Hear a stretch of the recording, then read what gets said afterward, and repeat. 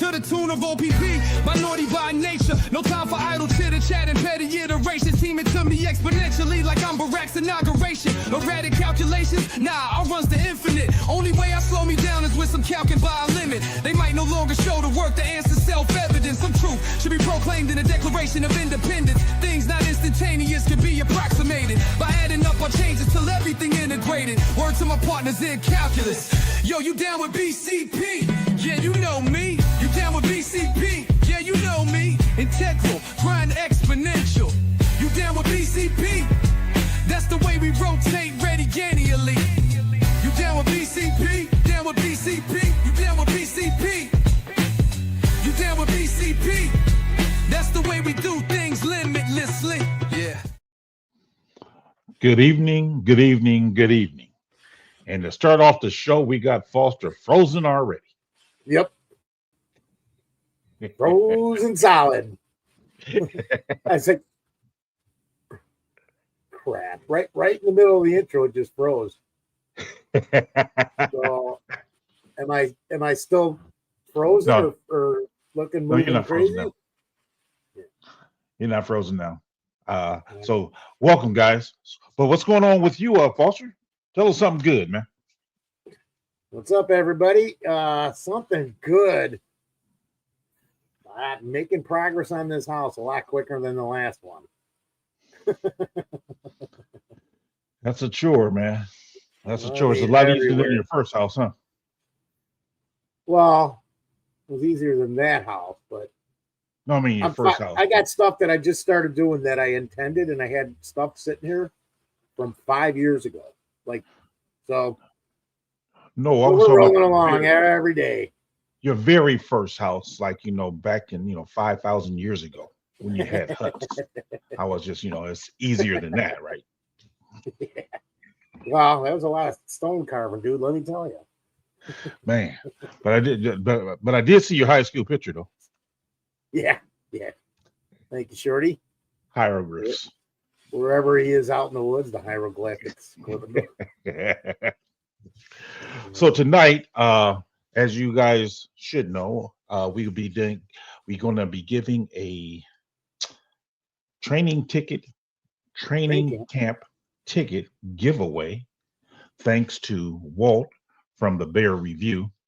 The Bear Great guy. He's going to be our Review. guest tonight as well, and we'll bring him on shortly to have him explain that. But yeah, give you guys a chance to get a ticket, and I was informed that all seating is now covered, so you don't have to be out there in the blazing sun.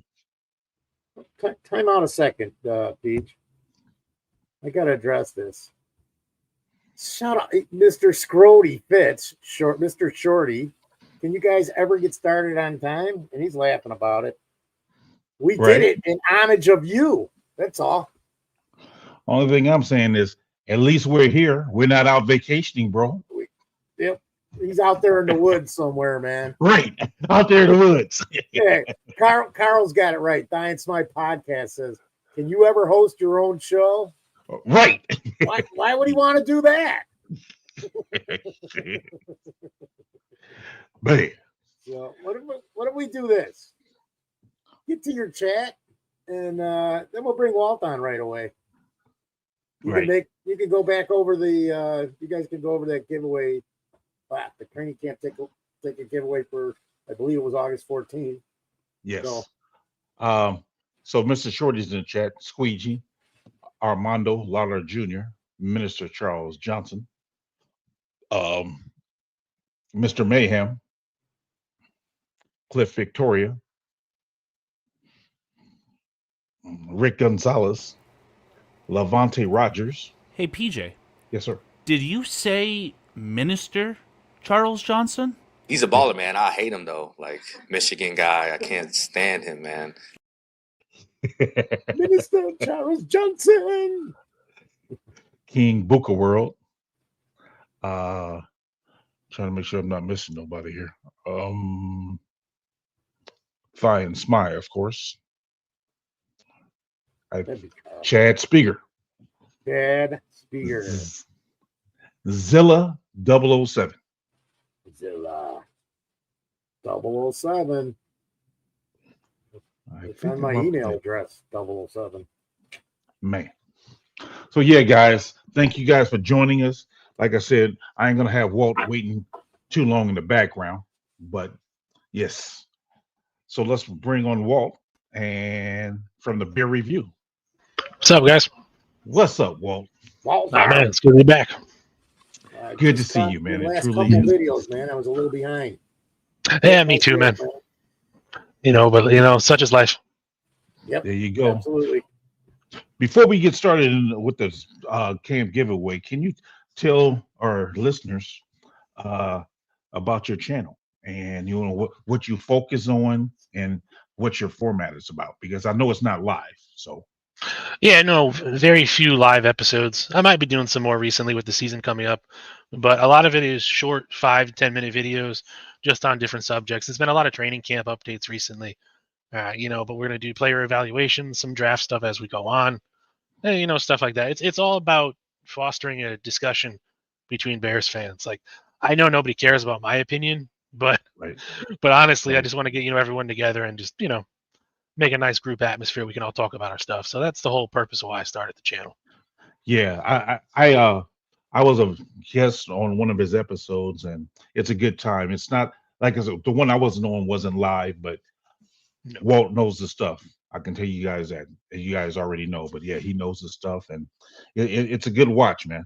It's not long as our BCP shows are, but man, it's a Can't it's a really torture good everybody, PJ. watch. I said we can't torture everybody. Huh?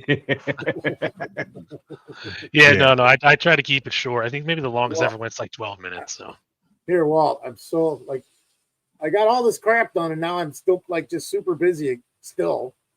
And so the short stuff is what I'm looking for, because I'll sit down for 5 or 10 minutes and then I got to go back and do something. Like, I even asked Carl tonight, I'm like, dude, send the link to my phone. I might have to run out the door. But I love it. I love it. You see my comments. You know what a moron I am sometimes.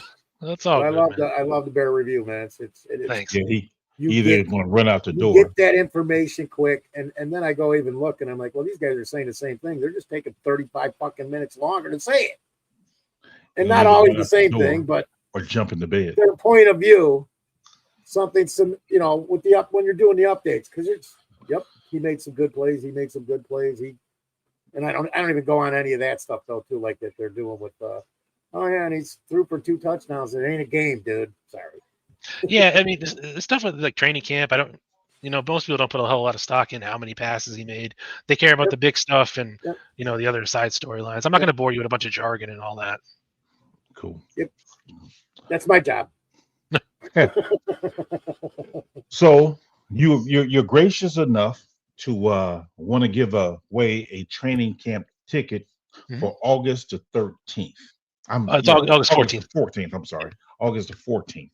So if you could please explain that to our listeners and viewers. Yeah. So the whole thing is, I know training camp tickets are extremely hard to get. You're looking at they go out of sale within minutes, and I figure if I'm lucky enough to get them, I'll get as many as I can and pay them forward to everyone else, because I can't go to everything. Right. So I think Carl made up a nice post last night with all the information. There's also a link to where I think it's on your guys' channel. Just make a quick comment just to get there and get your names in the giveaway. It's in the description of the video, Walt. Oh, okay. Of this video, and it's the latest post on the BCP YouTube channel. So if you're looking at us on your phone, on your computer, you'll see Bears Country Productions somewhere. Hit that. It'll take you to the home tab. Look for the tab that says posts, and you want the latest post that's about 22 hours ago. Okay. Cool. Yeah, so you go there, drop your comment, get your name in, and then we'll do a drawing later tonight. Ooh. Unfortunately, I only have the one ticket right now, so. Yes. Hey. So if you guys want a chance to get that ticket, go ahead and do it as directed there, and good luck to you guys in winning. Yeah, I mean, the good thing is it's 11 o'clock practice. It's not the 8:30 practice anymore. Yeah. Man. So. Yeah. But. Gives you some time to. Yeah, but whoever does win, I will say this: just jump on X if you don't have it. follow me, the Bear Review there. That way I can get your information and send the ticket over to you tonight. And if you guys do not have social media, do not have Twitter, I hope that because you have a YouTube channel, you have an email address. It's Email on there, address man. should suffice as well. Yeah, whatever's easier for you guys. Yeah, we'll have options. Yeah. Cool. Cool. I think That's he meant what's to up. send me a ticket. So, Walt, seeing as though you've been to training camp already, Mhm. you want to tell us about some of the things you've noticed? You know what? I just got to give a big shout out to the essential guys on the organization, like not just the Chicago Bears, but their security, their bus drivers, all their guys. It was a great experience yesterday. Good. Even just getting into park was amazing. Cool. Normally these things are a mess, but they Yeah. were pretty good. So I had to start off with that. In terms of camp, it was good. It was different. There was a bit more of an atmosphere that wasn't there last year. Guys were what's the best way to describe it? Guys were locked in for the most part. Oh, And yeah. even the coaching staff seemed more into it because you could hear Eric Bieniemy screaming at his running backs from the middle of the field all the way back where we were sitting, and we were well behind the end zone. That's cool, man. That's cool. So It's suffice it to say more energy, more detail to Yeah. Definitely more detail oriented. You saw Coach Johnson right up with the offensive linemen during drills, critiquing everything they're doing. He was back with the offense. And then you had Dennis Allen, who was always at least in the end zone. He was always on the field with the defense. Okay. So all the coaches seem to be right smack dab in the thick of it. Versus last year, you had guys off to the sidelines or guys you just couldn't even find. Wow. Now, have you noticed our defensive back coach, Al Harris? Yep, I saw him around a little bit. He was with the guys. He was with some of the safeties yesterday. I caught him talking with Major Burns for a little bit. Okay. Is he very animated as a coach, or how is he as a coach? I mean, he looked good, and the guys seemed to be responding to him. Okay. So, you can do. I don't know if it's just him or Dennis Allen or a combination of both. You can see the cornerbacks and the safeties are much more. They're gonna smother the opposing offense. We saw that a lot yesterday across the ones and twos. Yeah. More press coverage. Exactly. And I knew that coming in, that was going to be the order of the day, but actually seeing it on the field is a completely different story. Cool. And specifically on the defense, did anybody stand out to you there? You know what? Most of the defensive stuff was going on the other side of the field, but when they did come over, you saw Grady Jarrett. Like Grady Jarrett was really moving off the line. Good. He lined up with both Dexter and Billings throughout the drills, and he looked really good. Billings looked humongous, like in a good way, not a bad way. Like, ooh. How was Dexter looking? Dexter looked good. It looked like he slimmed down a bit, but he got cut. So, Okay. he made some good plays. He got into the backfield a couple times. Is he like a behemoth of a guy? Because he's 6'6", I'm told, something like that. Yeah, he's a big guy. Both him and Grady Jarrett's 6'1", I think, and even he looked big. Yeah. Oh wow. Okay. So the defensive line looked big, like much bigger than last year. So I don't know if they're either having them bulk up more so or what, but it looked good and they didn't lose a lot of their speed. If I could interject, Walt, one thing that I noticed about Grady Jarrett when he's doing interactions with like the fans, he seems a little bit more shorter and stouter, but he's got these like bowling balls for shoulders. Yeah. His shoulders are like nothing I've ever seen, man. No, he was just blowing people up. They had him lined up as both 3-tech and nose. Oh wow. Jeez. So Okay. good. What I was going to ask you, when it came to like Dominic Robinson, because I be hearing that he be getting first team reps. He did. Is he looking impressive, fitting in, standing out? What is your take on him? He looked big, but he always has. And honestly, I didn't really notice him too much on the field. Granted, like I said, it was a little tough from where we were to gather some of the offensive snaps when they were doing the 11 on 11s. So I can only go by what I can see. But he didn't really jump off the page. Let's put it that way. Gotcha. But to answer Chad Speaker's question in the chat, George McCaskey was, walking up and down the road between Walter Payton Center and where everyone was coming in. He was shaking everyone's hand, having a quick conversation, taking pictures. It was nice. Cool. And then he was on the field later with Ryan Poles and Kevin Warren. And Walt, just to clarify for everyone and kind of add context to the pictures that we're looking at, again, courtesy of Plank. Thanks, Plank. Everyone yesterday were in shells, right? It wasn't truly a padded practice. Yeah, it was an extremely light day Yeah. in comparison to the 2 days prior. And I will admit, the practice went by real quick. Like, I think it was over and done in a blink of an eye, pretty much. Yeah. So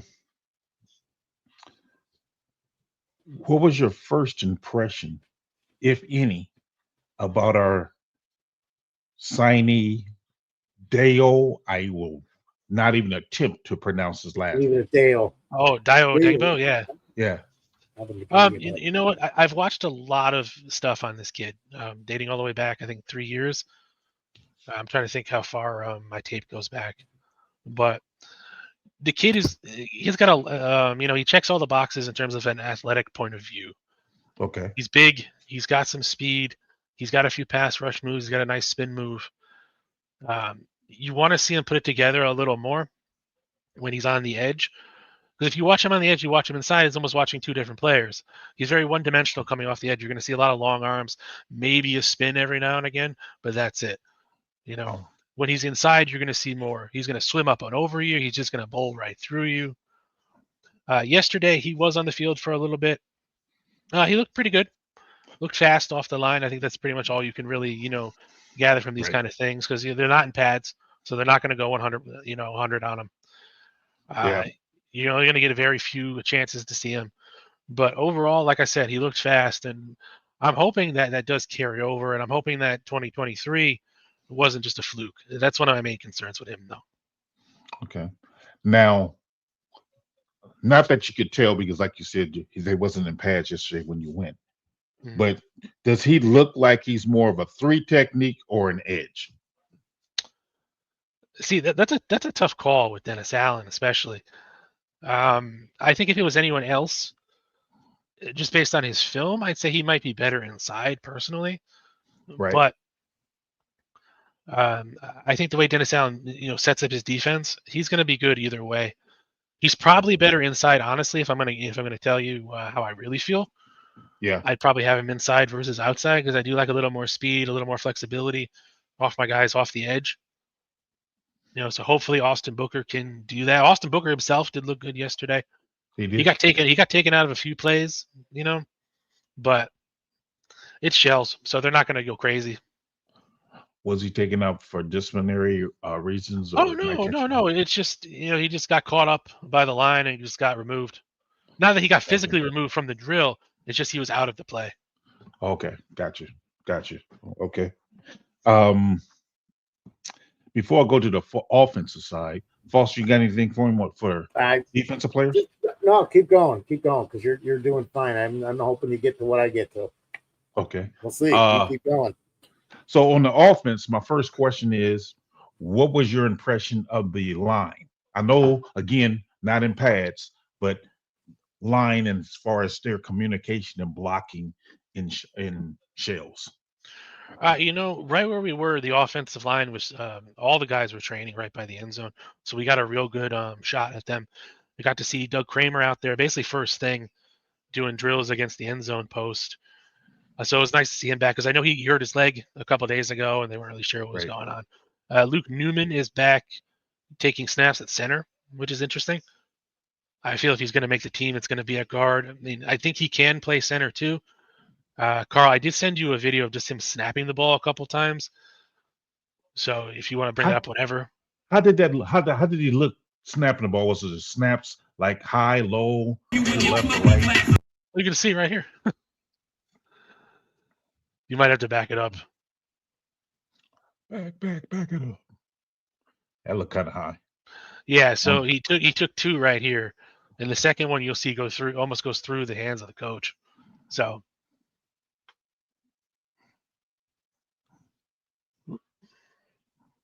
Yeah, so he's got a lot of work to do. But Right.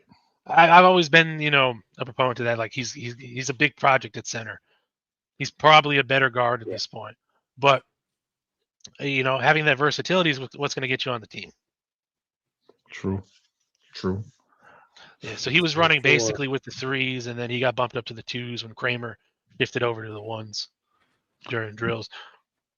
So when you looked at the starting line being the guys that has been getting most reps at starting, when I say guys, I'm talking in particular Tripillo. Ozzy. How did he mesh well with the others? Ozzy Trapillo looked really good. You can see right here he's doing some, blocking drills. He was really strong. He's a big guy. Like I know he's 6'7", but he kind of dwarfed everyone else. It was fun watching him and Joe Thuney kind of be connected at the hip most of practice. So he's kind of working out that continuity between the two of them. So that was really good to see. The offensive line was interesting. Yeah, the offensive line was interesting yesterday when we went, and I think it was still today. It was Ozzy Trapillo was starting at the 1s at left tackle. Then you had Joe Thuney at left guard. Center was Drew Dahlman. Then right guard was actually Ryan Bates. Oh, wow. Okay. Yeah, I guess Jonah Jackson has some sort of injury. I'm not entirely sure on that. And then Darnell Wright was on the right side, of course. And for the record, I know that Ricky Stromberg today, it was announced that Ricky Stromberg's in concussion protocol. Of course he is. Yeah. A Guardian helmet, please. Were they all wearing Guardian helmets? The linemen? Most were. Okay. Yeah. A couple guys that were really interesting was Joshua Miles. He's a bit like he's a bit of a forgotten guy. He's another offensive tackle. Came in from Arizona. They brought him in as a free agent this year. Oh, wow. Or was it last year? But he's big. He's like 6'4", 6'5", but he's got like 36-inch arms. He can be really good if you kind of move him inside or even as a backup in terms of the tackle position. I don't know if he's going to make the team, but I kind of hope he does. Right. So how did Karan look? You know what? Karan only had limited reps yesterday when I saw him, but he actually looked pretty good. He was quick. He was agile. He was able to get up to the second level really good when they were doing like run blocking drills. Yeah. And all that. So he was really moving guys. I was impressed. Good. And even during some of the, it was a bit harder to see him because when he was on the line coming down, the offense was facing us. So he was on the opposite side. I really couldn't get a good view on him. But for the most part, the offensive line looked good in terms of their communication in simulated drills. Now, the fan favorite guy, Bill Murray, did he stand out at all? I saw him walking around a little bit, but I didn't actually catch him on the field or anything. So more than likely he was running second team. Hate to interject and say I don't know what's going on with the guy, but I did see him in one of those videos that the Bears kind of promote in the morning to like spur interaction. Mm-hmm. And someone reported that he got tweaked somehow, some way. I'll see if I can find it, but I'm almost positive Bill Murray is not 100%. Yeah, no, he got tweaked a couple of days ago. It was him and the new defensive end passing out. Okay. Yeah, the news came out together. Yep. Yeah. Now, when it comes to Luke Newman, I know they try to work him in at center, but his blocking on the second unit, was he impressive or noticeable? Nothing to stand out? I mean, Luke Newman was overall, he was fine. He wasn't jumping off the page, but he wasn't doing anything wrong to where you're going to be like, this guy sucks. Right. Now, Braxton is considerably smaller than what Trapillo is. Yeah. How did he look? Braxton actually had an off day when I went. So. Oh yeah. Okay. All right. Yeah. Cool. Yeah. Originally, what I thought was both Jonah Jackson and Braxton had off days because those were the two guys that were missing from the offensive line drills. Okay. Let's move back to the running backs. First impression, which running back stood out the most to you? Oh, that's a tough one because a couple guys stood out. Swift looked very good. Deion Hawkins actually looked really good too. And the big one Okay. is Kyle Monungai. Monungai did really well yesterday. He had a couple good runs and a big pass play later on in the day. How But were their blocking? Did you notice that at all? it didn't really do a whole ton. Okay. It was a pretty light day in terms of pass blocking from the running backs. Yeah. They did fairly well when they were called upon, but it wasn't really like a what's the word I'm looking for? It wasn't the main focus of the day. Let's put it that way. A bit of a disappointment was Ian Wheeler. Unfortunately, he had a couple drops, both in drills and Ooh, when they were drilling on the field. jeez. Okay. Yeah, so he had a big one right by us, and like I said, he got an earful for it. So it looks like he still has a little bit of the issues from last offseason that we saw in Hard Knocks, because the ball hit him right on the hand as he was moving and it just bounced away. So who was it? Who was it? Eric or was it Ben that was giving him the earful? Oh no, it was Eric Bieniemy. Yeah. You could definitely tell he was mad. Ben Johnson, you could hear him too out in the field for the most part. There was a mix-up on the first team offense. They were doing a pretty good drive, and something happened where they had to reset. I don't know if they got called off sides or it just didn't look right. They weren't lined up properly, but you could hear Ben Johnson really giving them a talking to. Okay. So did did Roshan do anything to stand out to you or get noticed? I mean, because I heard you mention the other three guys here, but I haven't heard you say anything about Roshan as of yet. Yeah, I didn't catch Roshan when they were drilling. I did see him when they were actually on the field doing the multi-personnel stuff, and he did hit a couple good runs. Okay. So, Does he look faster, slower, about the same, stronger? probably about the same. It's kind of tough to tell because you're seeing it coming at you, so you're not getting a full sense of speed. True. Okay, moving on to the tight end. From the pictures, seem like Loveland is about the same size as Komet. Yeah, Is they're that pretty close. I think it's maybe only an inch or so in difference, if that. what's the biggest difference between the two that you noticed? You know what? Originally, I was going to say Clement was a better blocker until I went and watched the game or the training camp yesterday. Now I don't know where Komet fits in.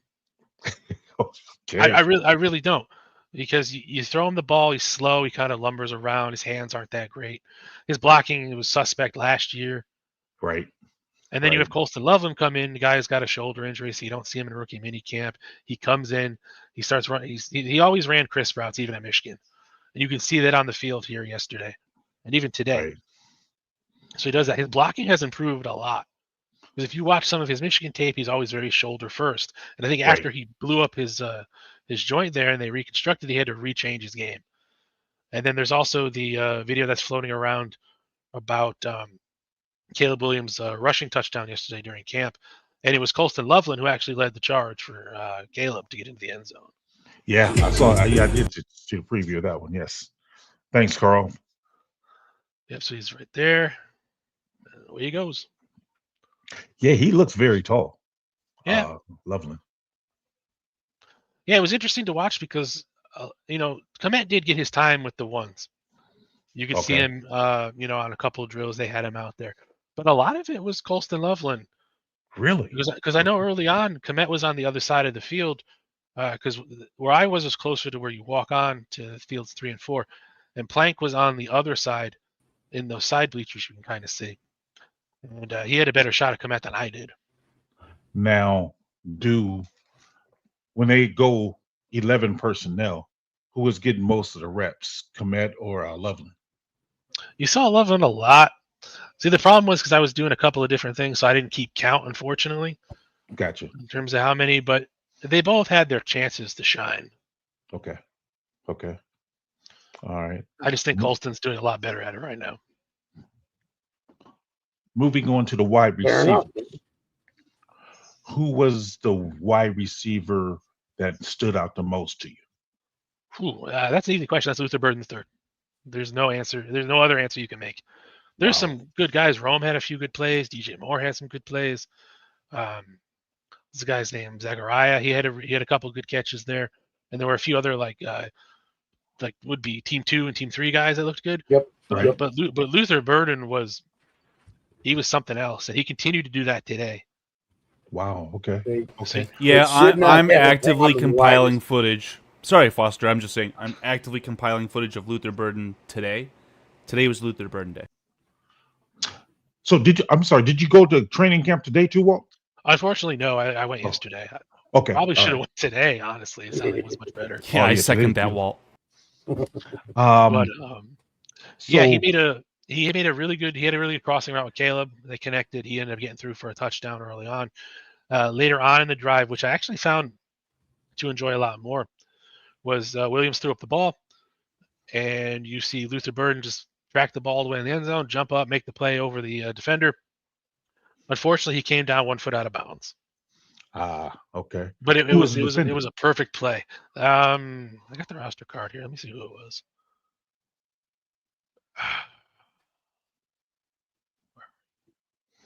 I think it was Jonathan Owens. Yeah, it was 36. Okay. So after Luther, who was the next receiver to stand out to you? It was basically Luther Burden and Romo Dunze. Okay. So you saw a lot from those guys. I think DJ Moore, like I said, had his laurels. He did pretty good too, so I'm not going to discount that. I think we're seeing a lot of Burden and Rome because they're the future. Honestly, let's be real. Yeah. The three young guys, Williams, Rome, and Burden. Yeah, all three were the forefront of all of training camp so far. Actually, Yeah. Now, did you see during the live portion, DJ lining up in the backfield as a running back?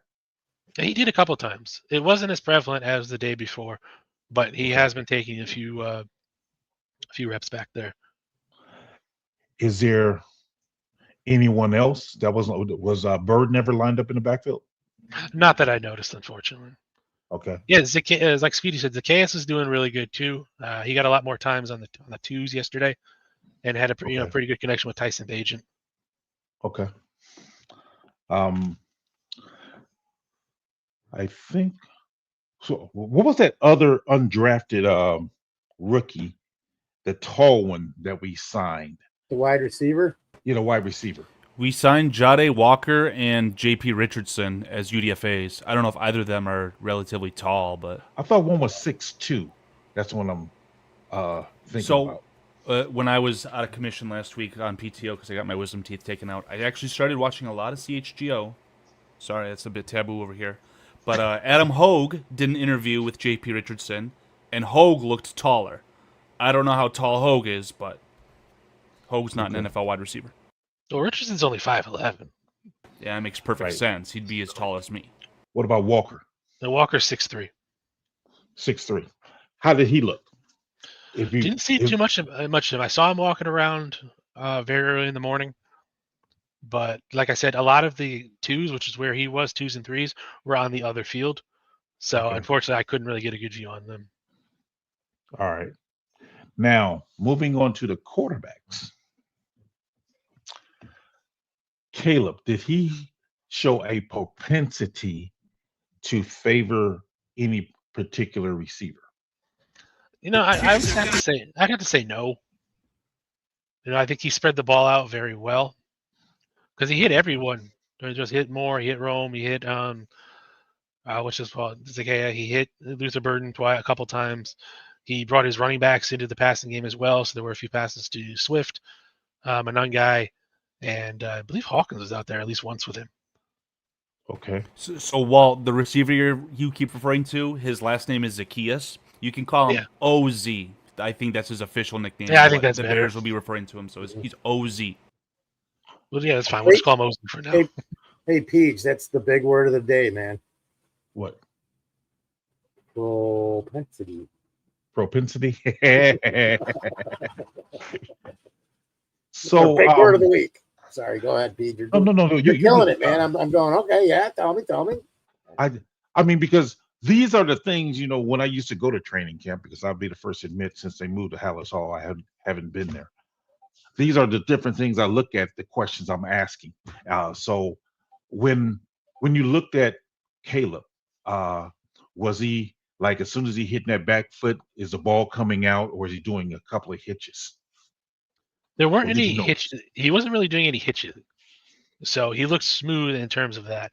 There were a lot of times where, and now this could be designed in terms of Ben Johnson, because they were trying to work a lot of more, try to stretch the field a little bit more.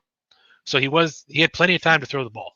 Let's put it that way. Okay. I Okay. mean, there were a few times the defense got through, but for the majority of it, the offensive line held really good. A lot better than last year. And how was his deep ball? Because it seemed like he had accuracy problems last year with his deep ball. It honestly wasn't too bad. He did miss, and I think that was more so on the receiver, honestly, because he put the ball where it should have been. Unfortunately, he got held up a little bit, and he couldn't make the catch. But they did call a PI on it, so do Okay. with that as you will. But overall, today and yesterday, he looked decent. It all depends on how it's going to be in a real game. Right. So we're going to have to wait and see on that one. But it does look to be improved from last year. I think the nerves that he had, and he's not going to say he was nervous, but he was. You can tell. Right. I think those are, probably a thing of the past right now. Moving on to Shorty's favorite player, Tyson Bajan. How did he look? He got at least when I was there, he got a lot of time with Team 3. He did, they did trade him in with the 2s and the 1s too. He got time to work with all of them. Overall, he was okay. He Okay. wasn't bad. And I'm not a Tyson Bajan fan. You all know this, but I'll give him credit. He had a few good plays. He overthrew a few guys too. So a couple plays that should have been easy pitch and catch for him just didn't happen. So What did his arm strength look like? he had that really good play to Luther Burden today. I think it was maybe, Carl, what do you think? 25, 30 yards, give or take? I'll see if I can get the video so we can figure that out. I'd say 30 at the absolute maximum. Yeah. It feels like that might be his, his line in the sand in terms of throwing Right. the ball. Everything after that, I can't. There was a deep ball to Burden. I'll get everything on video and show you guys all the proof. There was a deep ball, again, uncontested, right? Literally not even a pocket, just standing there. No pressure, but he got it to him and it was in stride. It looked good. So I don't know if it's any better or worse. It's hard to judge that, but kid's got an okay arm. Yeah, it's nothing to write home about, unfortunately. Right. That's why I think he's hit his ceiling in terms of a player and in terms of his roster spot. I don't know if he's ever going to be a starting caliber NFL quarterback. Okay. Yeah, Jalen Johnson's injury was interesting. He was off the field again. Now they're saying he might not even be available for week 1.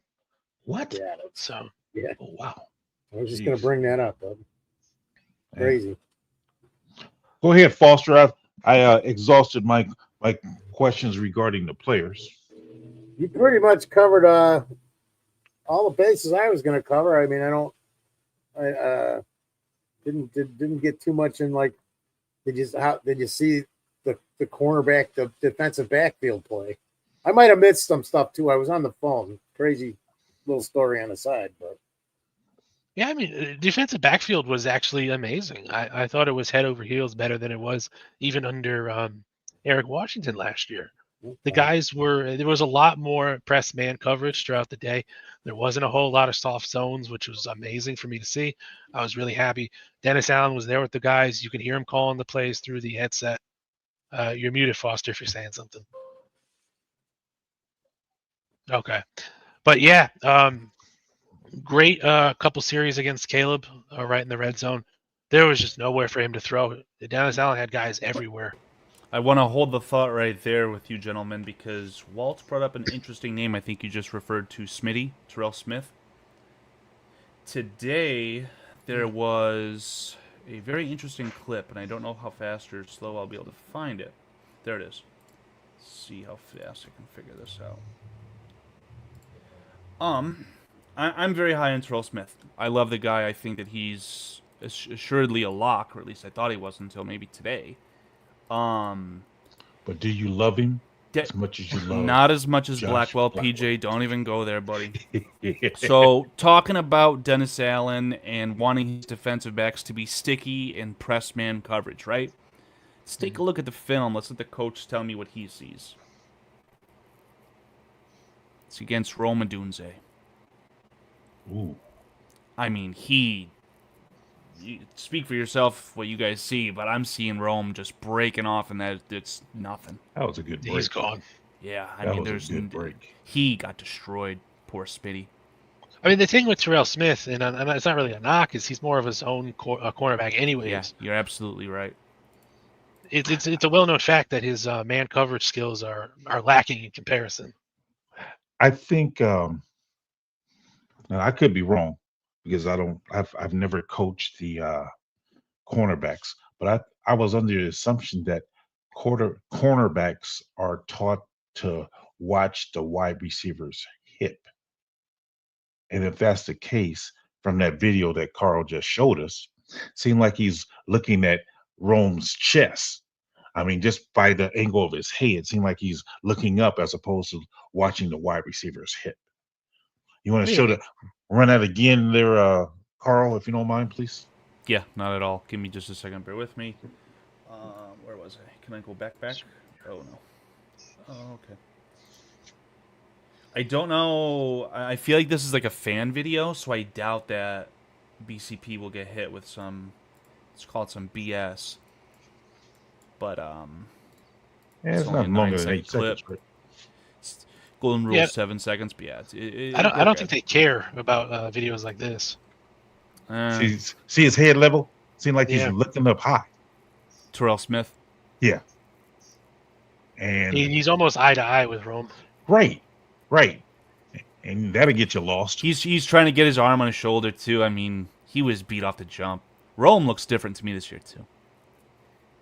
Yeah, there's definitely more of a swagger with Rome this year, both on the field and even in press conferences. Yeah, I think he will make a great wide receiver, too, there. Oh, my God, PJ. No, I'm just kidding. I mean, from a philosophy standpoint, this kid came out of college after his team, Rome Odunze himself did not, but his team got their asses handed to them by Michigan. Charles Johnson. He's a baller, man. I hate him, though. Like, Michigan guy. I can't stand him, man. That said, I mean, the guy had a grueling, long college football season, right? Goes to the NFL draft after working out for all that time to get ready for the combine and obviously for the draft to get drafted. It's a long season there. So Rome might be feeling very, very good coming off of maybe his first break in, call it, 24 months. It's very possible. Yeah. Yes, no? Yeah, definitely 100% on that one. Yeah, but Smith, like I said, I like him, but I don't know. He's benefiting from Zoff Frazier being out this entire time. So, yeah. Now, with I know I'm going back to the defense here, but I know I neglected asking certain things. Did any of the linebackers really stand out to you? Because is TJ playing middle linebacker or is Tremaine? They did do some swaps in there, but for the most part, Tremaine remained where he was last season. Okay. Excuse me. But Tremaine actually looked really good. You know, he's a big guy to see in person. I forgot. Oh yeah, 6'5". Know, but he looks quicker, and his processing speed seems to be a little faster now than it was last year. So mentally, I don't know what changed, but it looked good. But TJ Edwards was in. He didn't make any interceptions though. Actually, I don't think I saw a single interception the entire time I was there. And Hippolyte, what did he look like to you? Didn't notice him. Okay, that's fair. What about my guy that I had high hopes for, whose brother actually played for Dennis Allen, and whose other brother played for Ben Johnson, Noel Sewell? I saw Noel Sewell warming up, but a lot of his stuff took place on the other side of the field, so I can't give you an accurate depiction on him, unfortunately. But he was there. He was, suited up. Yeah, I think this is a make or break season for Noah. I think so. Based upon, I think Dennis, because Dennis coaches his brother who's a linebacker in New Orleans, Mhm. and I'm thinking he has some type of memory or semblance, and thinking that okay, maybe Noah can produce like his brother did for me down there, and if he doesn't, he'll be out of there. Yeah, I mean, like I said, he looked good in terms of when they were drilling and all that. But I unfortunately, like I said, I did not get to see him do anything on the field in terms of Okay. 7-on-7 or 11-on-11. Okay. So, I mean, take it as you will. It could be a good thing or it could be a bad thing. He's going to be one of those guys you're going to have to sit and really watch in those first preseason games, because if True. he doesn't step up like you said, he's more than likely out the door. But right now, it does seem that he is ahead of Ruben Hippolyte in terms of the depth chart. As far as you could tell, if you could tell, when the Bears was in their base defense without the nickel, do you know who was the third linebacker out there? If they ever ran that? No stool. No, so okay. Sure. Um, and as far as our safeties, is Brisker looking fully recovered from? Yeah, honestly, speaking of Jaquan Brisker, that's a good question. He looked good. He didn't have one of those traditional Guardian caps on. He does have one of the newer styles. Okay. So a lot of people were asking that throughout the past couple of days, and I was like, well, no, he doesn't have your traditional like hand grenade style Guardian helmet. But And no collar on him either, is there? I didn't see a C collar on him.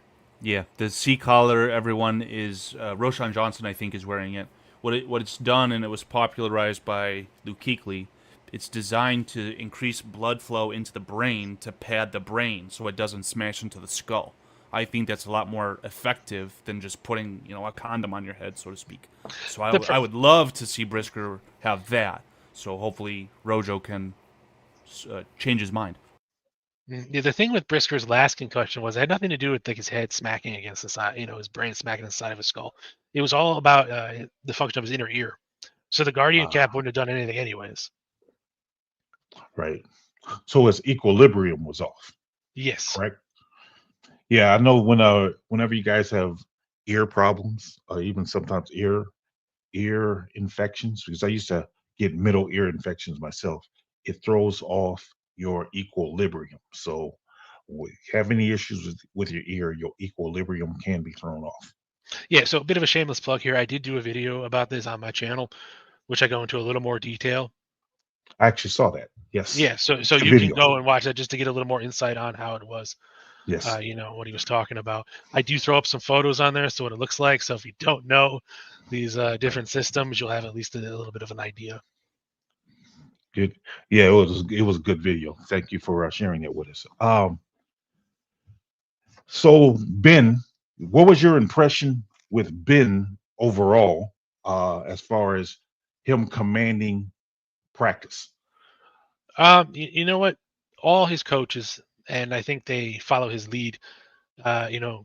Lead with I don't want to say an iron fist, but they're very stern. Like you can tell this guy is going to command the room. He's not a pushover. Like he's not running around like Eberflus like, hey, Spider-Man, doing all these like weird corny drills. There's no nicknames. Nicknames are earned, sir. Yes. Exactly. But there was one drill early on. I think it was after the first set of 7-on-7s where they were back to running offensive line drills, and he's sitting there behind Karana Magaji, and he's just staring him down. He's locked in, focused on what's going on. Where if you watch Eberflus, even through Hard Knocks, he's kind of walking around all willy nilly, and it's just not the case this year. Details are paramount. I love to hear that. See, I love that part right there, because that was my biggest concern, because when we had Nagy here, how there was reports of him installing a play, never repping the play, maybe walk through it, but never rep it to where you get it down pat. And what I'm hearing from Ben is, man, even if you come out the huddle and you lined up wrong, let's do it over. Yep. I love hearing that. That happened a couple of times, and like Windy City Twin says here, he's like, One of our coaches told a player every fucking rep matters. Yep, that it does. 100%. So I'm Because that's refreshing. Go ahead. yeah, there was a rep with Caleb even where the offensive line, like I said, didn't line up properly. Ben pulled it right away. They didn't even get to run the play. They're just like, nope, you're off. Back it up. We're running it again. Good. That's good to hear. I'm telling. I mean, compared to the last few coaches we had, man, I'm all in on that. I'm glad. Because And I remember the guy behind me was like, what are they setting up for? Is something wrong? Like, I don't know. So that's good, man. That's good. That's really good. I mean, that's more of a coaching style that I prefer. That look, let's get it right, and therefore, when you're in that game and the bullets are really flying, you can't get it. I mean, you have a repetition in your head to where you know what to do. Whereas opposed, that would just kill me about Nagy, that he wouldn't rep it. It's like, how do you install a play and not work out the kinks? I mean, that just blows my mind. So hearing this is great news, man. So thank you for sharing that. I appreciate it. I mean, one thing I don't know if you guys went over last week. You might not, because I think it happened after your guys' show. But that whole thing with Montez Sweat being in the backfield all the time. Yeah. They went on and did the press conference saying it was more simulated pressure versus actually, a breakdown in terms of communication. Right. And that's something interesting you didn't see with Matt Nagy. You didn't see that with Matt Eberflus. But the one thing Ben does in order to get a baseline on his players, he's going to put you in that situation. And that's something most coaches, for some reason, just don't do. Yes. Yeah. I mean, sir, what'd you say? Yeah, because I remember reading the early reports when I was doing the video on that, and they were like, "Wow, Caleb got beat by Sweat a whole bunch of time. He sucks, blah blah blah." But no, it was all by design.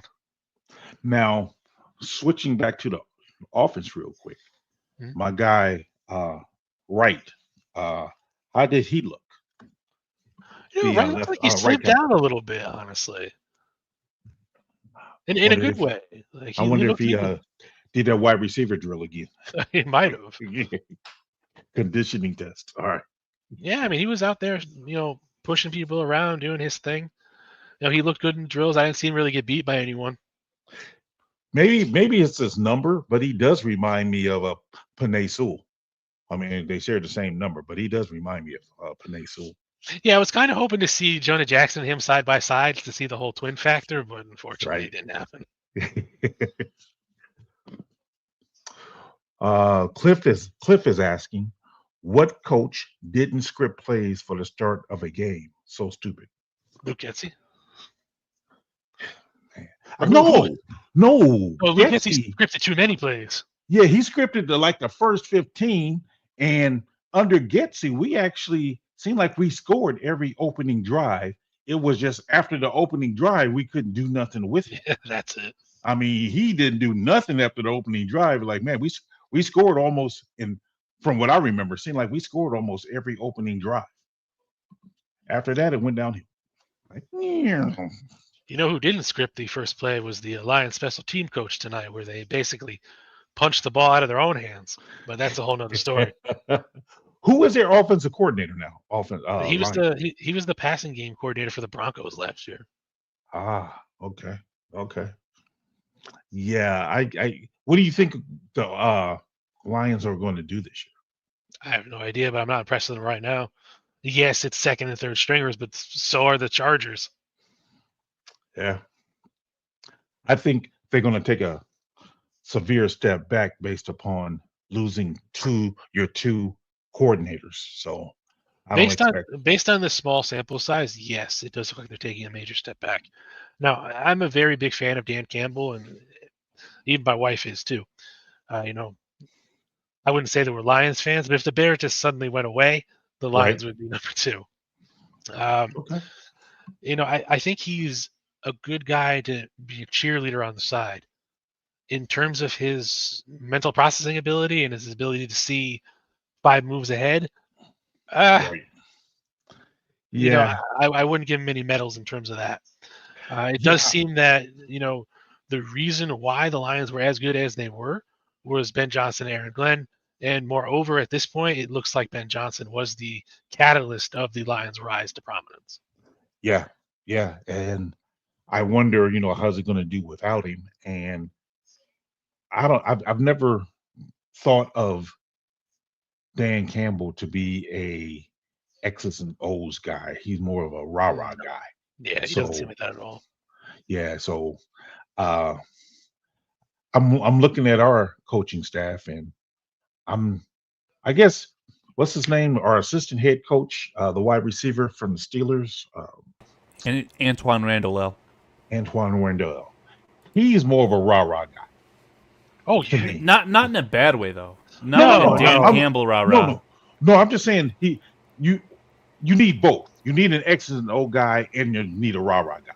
So when your head coach is a rah-rah guy, he needs coordinators who can be the X and O guy. So if you now have a head coach who's a X and O guy like we have, we need somebody to motivate these guys and be that rah-rah guy. And that's what I'm referring to. So you need both. I just wonder, how does it relate when it comes to actual on the field and how the players will receive it? So while I'm on screen, I just want to make sure that everyone's aware. It's in the title of the video, the thumbnail, anything you could think of, right? We are giving away a ticket to the Chicago Bears training camp on August 14th, courtesy of Walt, of course. All you guys have to do, go to either the video description, and you'll see where it says post. You literally just click it, takes you right there. Or if you go to the Bears Country Productions YouTube channel, find the posts tab, and the latest post, you'll see what is displayed on screen. So go into the comment section of that post, just like you would comment in any other YouTube video. Comment "you down with BCP," just copy and paste it. Honestly, anyone who puts anything similar like this, you'll be good to go. But once you're in the comment section, you'll be entered into a random number generator. We'll do everything transparency on screen. Drawing is going to be happening in about 55 minutes, an hour. So right now, slim pickings. There's only 3. So King Buka World, Steve Rogers, Windy City Twins. You guys have a 33% chance as things stand. Hopefully for your guys' sake, no one else joins. But by all means, guys, you've got an hour. Get your butts in the comment section here so you'll have a chance to win. With that being said, I'm going to remove this from the screen and myself from the screen, but I would like to show you guys the Luther Burden show.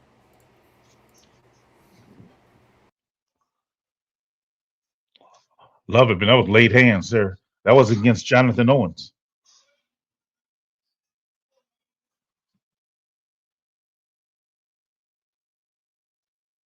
Yeah, I couldn't see who that defensive back was. It looks like Jonathan Owens. The plays to the far side of the field, I'm not positively clear if that's Luther Burden, but I'm almost certain that it is. And I think this clip is repeating itself. It's just from another source. You get a tiny little different angle. A lot of back-ahead cams today, but again, you get what you get. One of these clips was from Nick Rohde, and the Bears banned him from House Halls today. Well, I think and he's it got back, later actually. corrected. Yeah, but I'm just saying, like, it's silly. I'll play it once more, but I mean, these good shots are from Connor Burns. Anyone who produced the footage, thank you to you guys. But I mean, look at this, man. This is again from Tyson Bagent. You can see, I mean, late hands, concentration at the end of the catch. I mean, this guy looks amazing.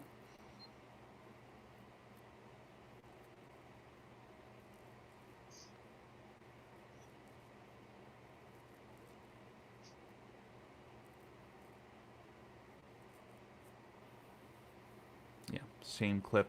I'm seeing a lot of the defensive line kind of coming through on that play there. I saw a clip later today too where essentially Ben Johnson metaphorically said, I'm sick and tired of this. And there's a big sprint out from Caleb Williams, and he was just naked, and he threw a deep pass, and it was good. So I've got some more videos that I'll work to compile just from today. But started today, by all accounts, was definitely Luther Burden. Mm-hmm. Wow. Yeah.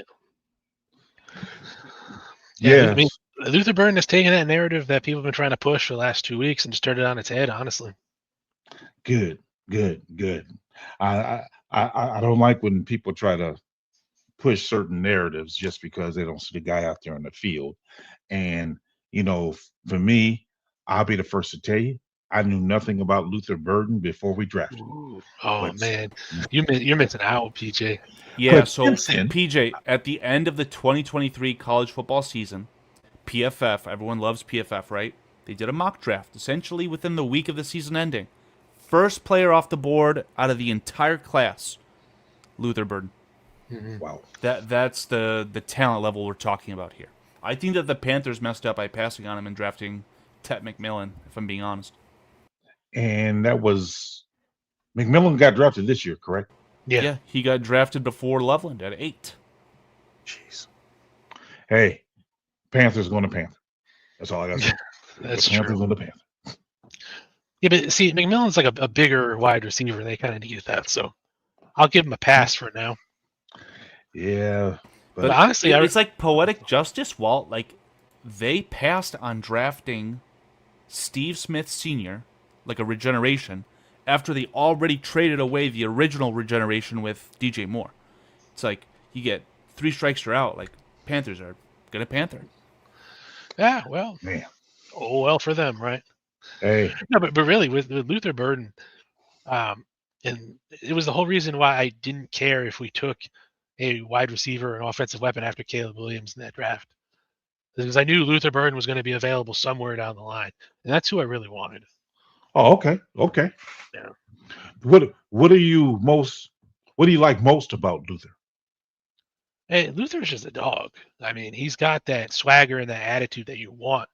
I mean, they say that wide receivers are all divas, and honestly, it is true. But I mean, you got to have that kind of player. You can't be.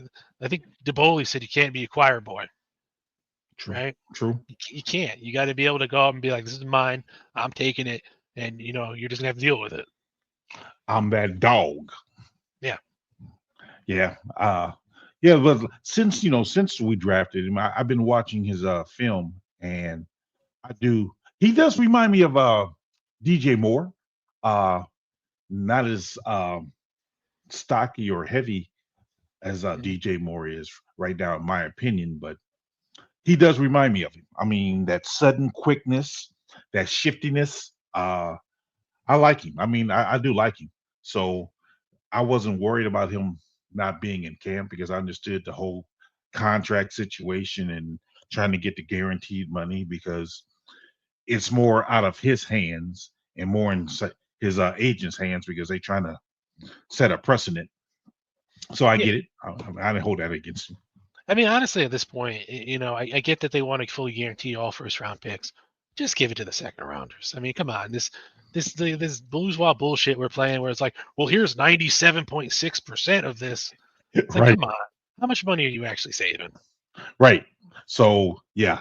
I do. I get it. So that's why I didn't hold that against him. Then him being hurt, I've even back to Kevin White's days, I've never been one to hold an injury against a player, because again, if they're injured, they're injured. You just can't. I can't hold it against them. I mean, I want them out there, but I want them out there whole. And because if you don't, you hurt your own stock by coming out there hurt. Yeah, I mean, it's not like they want to get hurt. Someone's like, oh, you want to get injured? Who on earth would want to do that? Unless you're Bob Sapp, of course, but that's a whole different story. Bears fans remember the '97 draft. Man. So looking forward to Cliff says he's looking forward to you guys want to be D coordinators going up against DJ, Rome, Luther, Loveland, and Komet. That's gonna be tough for any team. That's gonna be tough. And Ryan Poles definitely put together a nightmare situation in terms of offensive weapons. Yes. On paper. So yes. And now you finally have the right mind to kind of put everything together. So we'll see where it goes. And the thing I think I like most about Ben is the fact that he likes running the ball. Mm-hmm. It's like, you had Matt Nagy, who had some creative plays, but he didn't rep them, for one, so he didn't get to really see how they truly work, because he's installing these plays and not really repping them to where it can see where the weak link is. Whereas, and then he really didn't like the ball because he complained about I wasn't brought here to run the T formation. But see, Ben Johnson, he gets it. Run the ball. Run the ball. Operate off running the ball, but run the ball. And that, to me, is what's important. Yeah, I feel if you set up the run game, it opens up everything else. Oh, I mean, 100%. you can't really go. Theoretically, you can go backwards in terms of passing game to run game, but it's a hell of a lot easier to go the other way. Man. Well, if I had it my way, Bears would be a run first team. I am old fashioned, so I still believe in the run game first. So that's why I like what Ben is doing. But Ben has shown that he can pass the ball, and he has a good passing game. And Golf has thrown for over 4,000 yards every year since being with Ben Johnson. So that speaks to something. Yeah, I mean, because you got a lot of guys on that lineup now with DJ Moore, Burden, and Roma Dunze that are going to be able to get the ball and then get you yards plus. Yes. Welcome back, Foster. Yeah. I had to restart everything, man. Yeah, I missed bro. a bunch there. I get it, bro. Everything's good, though? Update that E-machine. Tell the truth, man. You climbed in that bed and took a nap, did you? No, I didn't. I actually was like, all right. I just shut everything off again, went to the bathroom, grabbed something to eat, something to drink, came and sat down, and I just was waiting for it to come back up, man. So I was fortunate. Because I had my phone here. I was ready to get on the phone. Grab something to eat, something to drink, then you realize, what? I was doing a show. Something to drink was one of my strawberry flavored popsicles, or actually chunks of strawberry popsicles.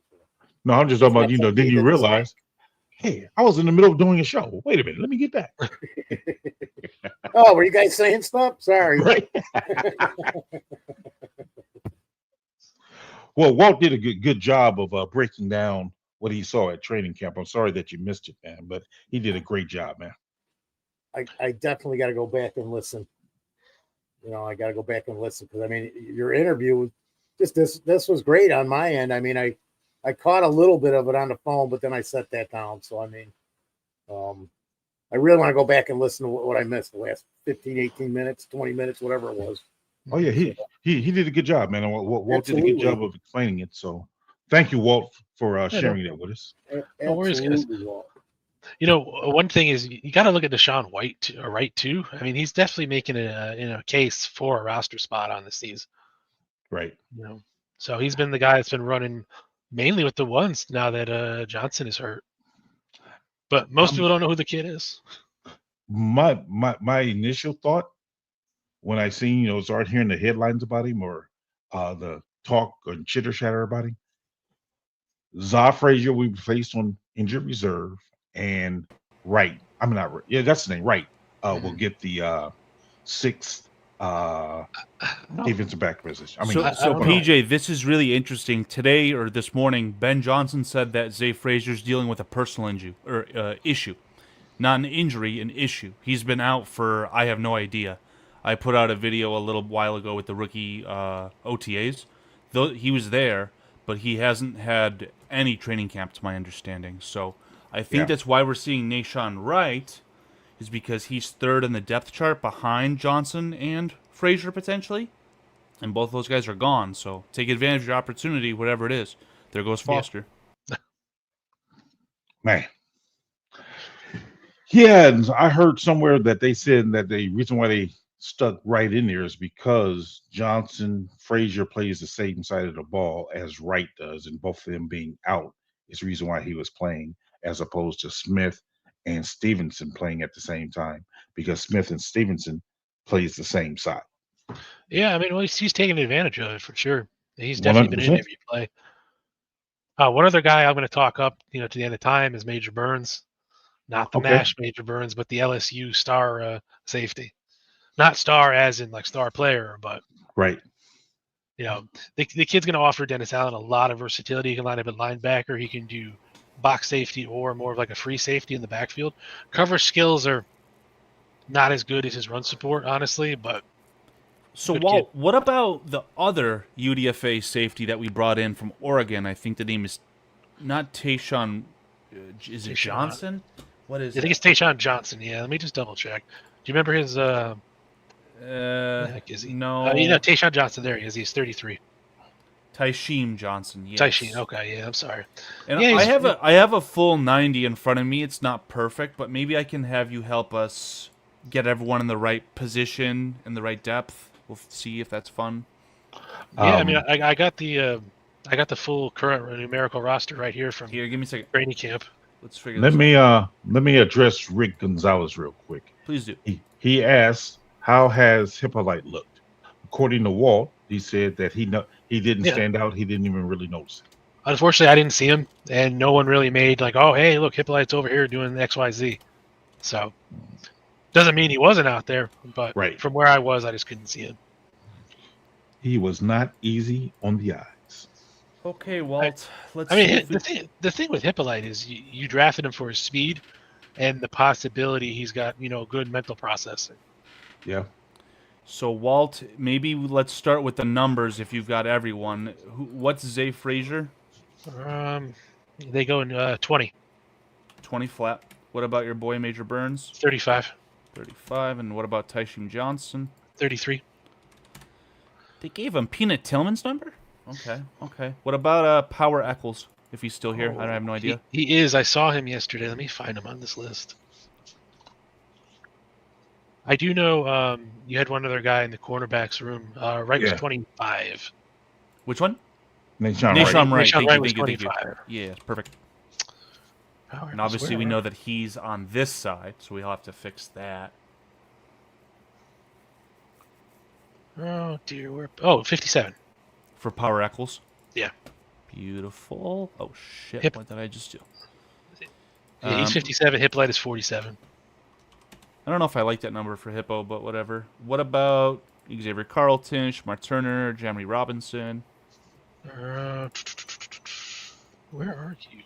I'd start. That's what I didn't see. I didn't see really a lot of D-line. Carlton there. I wanted to. He's 93, by the way. Carlton's 93. Yeah, I mean the problem was defense as a whole was just training on the other side from where I was. Yeah. So what? Okay, never mind. I'm sorry. I was about to Smart ask. Turner's 95. Thank you. No, I was going to say Billings, but he's 97, so my fault. Yes. And Jeremy Robinson, he's the linebacker. He's a linebacker? Jeremy Robinson. Oh no, he's not on the team anymore. He was a defensive end, but they cut him. Yeah, When, you know what? It's not Odigizua. What the hell is his name? Not John Onfroy. Oh my The god. one that got hurt, correct? He's back though. He's fine. It was just his hand. He's back from the Saints. We'll figure that out. I'm just Yeah. gonna. Oh, he's 69. What's the name on that guy? Tano Passingyoung. Can you give me a good spelling on that? I'm sorry. Yeah, I got the exact spelling here. Hold on. It's Tanoh, and last name is Kpassagnon. And he's 69. Yeah. Nice. That's incredible. All right, let's move to the offense. I think I have the offensive line dialed in. I just don't have the rookies. Ozzy Trapillo is 75. 75. Yep. And what about our boy Luke Newman? Luke Newman is 64. 64. Okay. No, wait. Wide Luke Newman is 65. I'm sorry. 64 For Jonathan Luke- Ford. For Luke Newman. Yeah, Yes. 65 for him. Fantastic. Kyle Monungai is 25. 25, yeah. What about Deion Hankins, Jade Walker? Where the heck is it? Hawkins is 35 as well. 35. That's fine. And I had Walker up here just a second.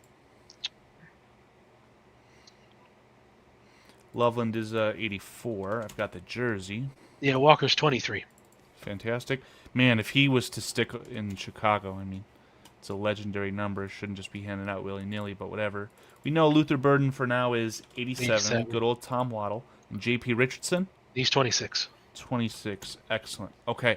I don't know. And then what about your boy Jonathan Kim, Luke Elkin? Johnny who bu- Gibbs 27, and Luke Elkins. Where are you? Scott Daly, everyone, is injured. And Luke Elkin is Torrey Luke Elkin's Taylor's 43. college teammate. Thank you. So Luke Elkin might be your starter. I'm not sure it matters. Walt, I don't know if you want to start with the offense, the defense. If you want to pick holes in what you're seeing as far as, depth in the position, I hope that you can interpret my weirdness here. So the closer to the cell, which represents the position, that's the starter. So on Yeah. defense, it's flipped. Okay. I mean, honestly, not bad. Jalen Johnson 1, Frazier 2, McLeod at 3, and Sean Wade at 4. Well, we know for a fact that Nisham Wright, let's just call him third on the CB1 position, right? Because he's playing there and getting, starting reps, I'm told, at times. I don't know who would be behind him, if it would be McLeod or Wade. And I don't know who's behind Smitty and Stevenson. I think it's Speed, honestly. I saw him on the field a lot. Speed is behind Wright? No, Speed is behind Smith. Okay, so I had it kind of correct to begin with. So it's kind of a toss-up between McLeod and Sean Wade, what their positions are. Mm-hmm. Your safeties, I don't know if you would say Major Burns is more akin to the Jaquan Brisker style.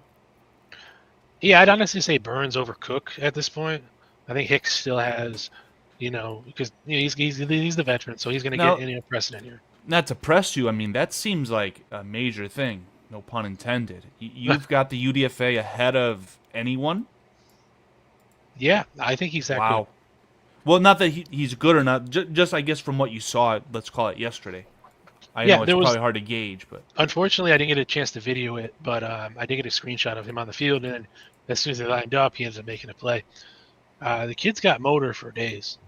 So there was a really interesting play where I think it was maybe a pass play to Swift, and he's on the opposite side of the field. Swift ends up breaking out, and then Major Burns comes over and makes the actual tackle. So, okay.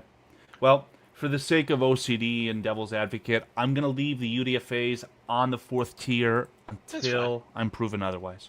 Cornerback room looks okay. I don't know if we necessarily have a dedicated 3rd slot cornerback, but I'll promise you that Josh Blackwell is going to be behind Gordon. Mm-hmm. But Gordon, we're learning, is not just a slot cornerback. The smoke that Dennis Allen kind of alluded to earlier on, got reporters like Courtney Cronin, they fully verified this, I think, on Tuesday. Kyler Gordon's playing everything, guys. He's going to play safety and dime. He's going to play outside cornerback. If Jalen Johnson probably isn't going to start week 1, he's going to be everywhere. Or he could have his coach's hat. Yeah, that would be nice. Walt, what about the linebackers? I'm kind of confused by the whole situation, but I tried to have it be representative. I don't have it named properly, right? I don't have Mike, Sam, Will. No, it's fine. Honestly, I got Tremaine in the middle and TJ2 the outside of him. Yeah, I mean, that's probably it. And Noah Sewell might be technically where Hippolyte should be or is now. If that's what you like, by all means, especially if you're telling us that you didn't see him much yesterday. I mean, Hippolyte has not been gifted anything. It's just what I put down, so. No, it's fine to have him there because I think he'd probably fit more in where Tremaine Edmonds is anyways. Ruben Hippolyte? Yeah. Yeah. Well, maybe Ruben Hippolyte's 3rd. I really like Swayze Bozeman. He's from the Chiefs. Did you see any sort of anything from 27? Would he be the backup to Sewell, the backup Sam? Maybe. A lot of the guys were on this, like those lesser guys. I don't want to really call them lesser guys, but the guys that weren't in the top end of the depth chart, so to speak, they weren't really on the field. They were, more sitting on the sidelines. Yeah. God, I'm trying to Chrome Dome this yesterday, or from last year. In the Hall of Fame game, I remember that 45, Ogbong Mamiga, was just absolutely horrendous as a linebacker. But where was he playing? I feel like he was Mike. I believe so. At least he was last year. That's what I'm remembering as well. So maybe let's just say that Edmonds' replacement currently, that'll change, but can be Ogbong Bamiga, and then Carl Jones is the replacement for TJ Edwards. But I think this is a very fluid linebacker room as well. Because I just remember 45 would always have one good play and then one really bad play right after. So. With the Hall of Fame game, I remember him being just awful throughout. But then he did turn it up at the, as the preseason went on, and he obviously made the roster, and he's still here. What are you seeing with what I've got for the defensive line? Any quarrels? Sweat, fine. Booker's good. Hardy, I don't know if I'd even consider him a defensive end at this point. He is right now until otherwise. But we're still going with that? I mean, I cannot believe it. I mean, you can keep him at the back end of the depth chart for sure, but I just don't know. Interesting pairing yesterday was Jonathan Ford and Zach Pickens. Jonathan Ford and Zach Pickens playing together. Yes. So trending towards Zach Pickens being a 3 technique.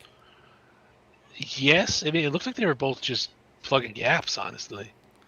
Okay. Because I will say that Zach Pickens looks notably bigger this year. Not Don't do Andrew this to me. Billings size, but he definitely put on some, weight. So what was the first team defense pairing? It was Grady Jarrett and Dexter. First team defense pairing I saw was Dexter and Grady Jarrett. Dexter was taken off. Grady Jarrett was kept at 3 techs, and they went Andrew Billings, and then they swapped Jarrett out with Dexter, and vice versa. Okay, so I'm gonna try and make this as clear as I can. I've really shifted to the idea of Grady Jarrett being the starting 1 technique, in the sense that Grady Jarrett has had some nice advanced metrics as far as having positive plays, whatever the metric is, EPA, I don't know what it is, against double teams. So not to say that Grady Jarrett is a nose technique. I think that Billings actually is the starting nose tech. But Grady Jarrett's probably your starting inside defensive lineman with Dexter as a 1 technique. I hope that makes sense. It almost seems like they were running it as just 2 defensive tackles, more so not your traditional 3 tech nose technique tech kind of thing. So at least with that pairing. Yeah, I feel like this defensive line is going to be extremely fluid. I think you're going to see Deo Odengbo on the inside on passing downs more often than not. Yeah, I think in a perfect world, what you'd see here is on certain downs, Dio Odengbo would shift to where Dexter is, and then Shamar Turner would shift to where Dio is. Yeah. Well, who would you say is the immediate replacement to Dexter for rotation? Would it be Chris Williams? Right now, probably Chris Williams, yeah. Okay. And then we know Shamar Turner's dealing with that injury, unfortunately, which I'm upset about. Everyone made fun of me for being upset about it, but whatever. But what was that pairing you said with Zach Pickens yesterday? Was it Ford? It was Zach Pickens and Jonathan Ford. So what was Jonathan Ford playing? 3 technique? No, you said Zach Pickens was the 3 technique. Yeah. So they had Pickens lined up on the what would be the left side there, and then Ford was on the right. But the only reason this sticks in my mind is because I looked on the field and I saw Zach Pickens walking up, and the guy next to him was this huge guy with dreads, and I was like, "Who the hell is this?" And it was Jonathan Ford. Yeah. Yeah, he's a big man. So as far as the interior defensive line, Walt, any issues with this? No, I think it's fine. Okay, and then your outside guys, I know we talked about Daniel Hardy being kind of the Kyler Gordon of the defensive line / linebacker room, but I think that the backup to Montez Sweat is not Dominique Robinson, because I've seen Dominique Robinson get first-team reps. I don't know what they're going to do with Dominique Robinson. It's a bit of a do or die thing for him. Yeah, absolutely. I almost feel like he's going to end up like Gibson and Terrell Smith 2 years ago, where he had a really good preseason, and they just let him go, and he never latched on anywhere else after that. Yeah. But as far as the depth chart is concerned, do you see any obvious flaws? I mean, not that it matters too much, but not really. I mean, I think the only thing that might change is the new guy TK is probably going to move up to either probably second position eventually. Okay. Yeah, he's got to be higher than Jeremy Croma, probably. And you know what? My color scheme is messed up. This is traditionally for a UDFA. He is not that. So let me do this. Let's throw. Slacking, Carl. I'm joking. I made a mean comment to Dan. Should I do the same for you, Foster? Don't bother me. I won't do that. I'll leave it as is. Let's go to the another offense. Any issues with the offensive line alignment, Mr. Walt? No, I mean, Ozzy Trapillo you can basically put anywhere, so it doesn't really matter where he Oh, is. shit, you know what? Yeah. Who would you say was taking the... Because didn't you tell me that when you were there, Darnell Wright had an off day? Or that was the next day?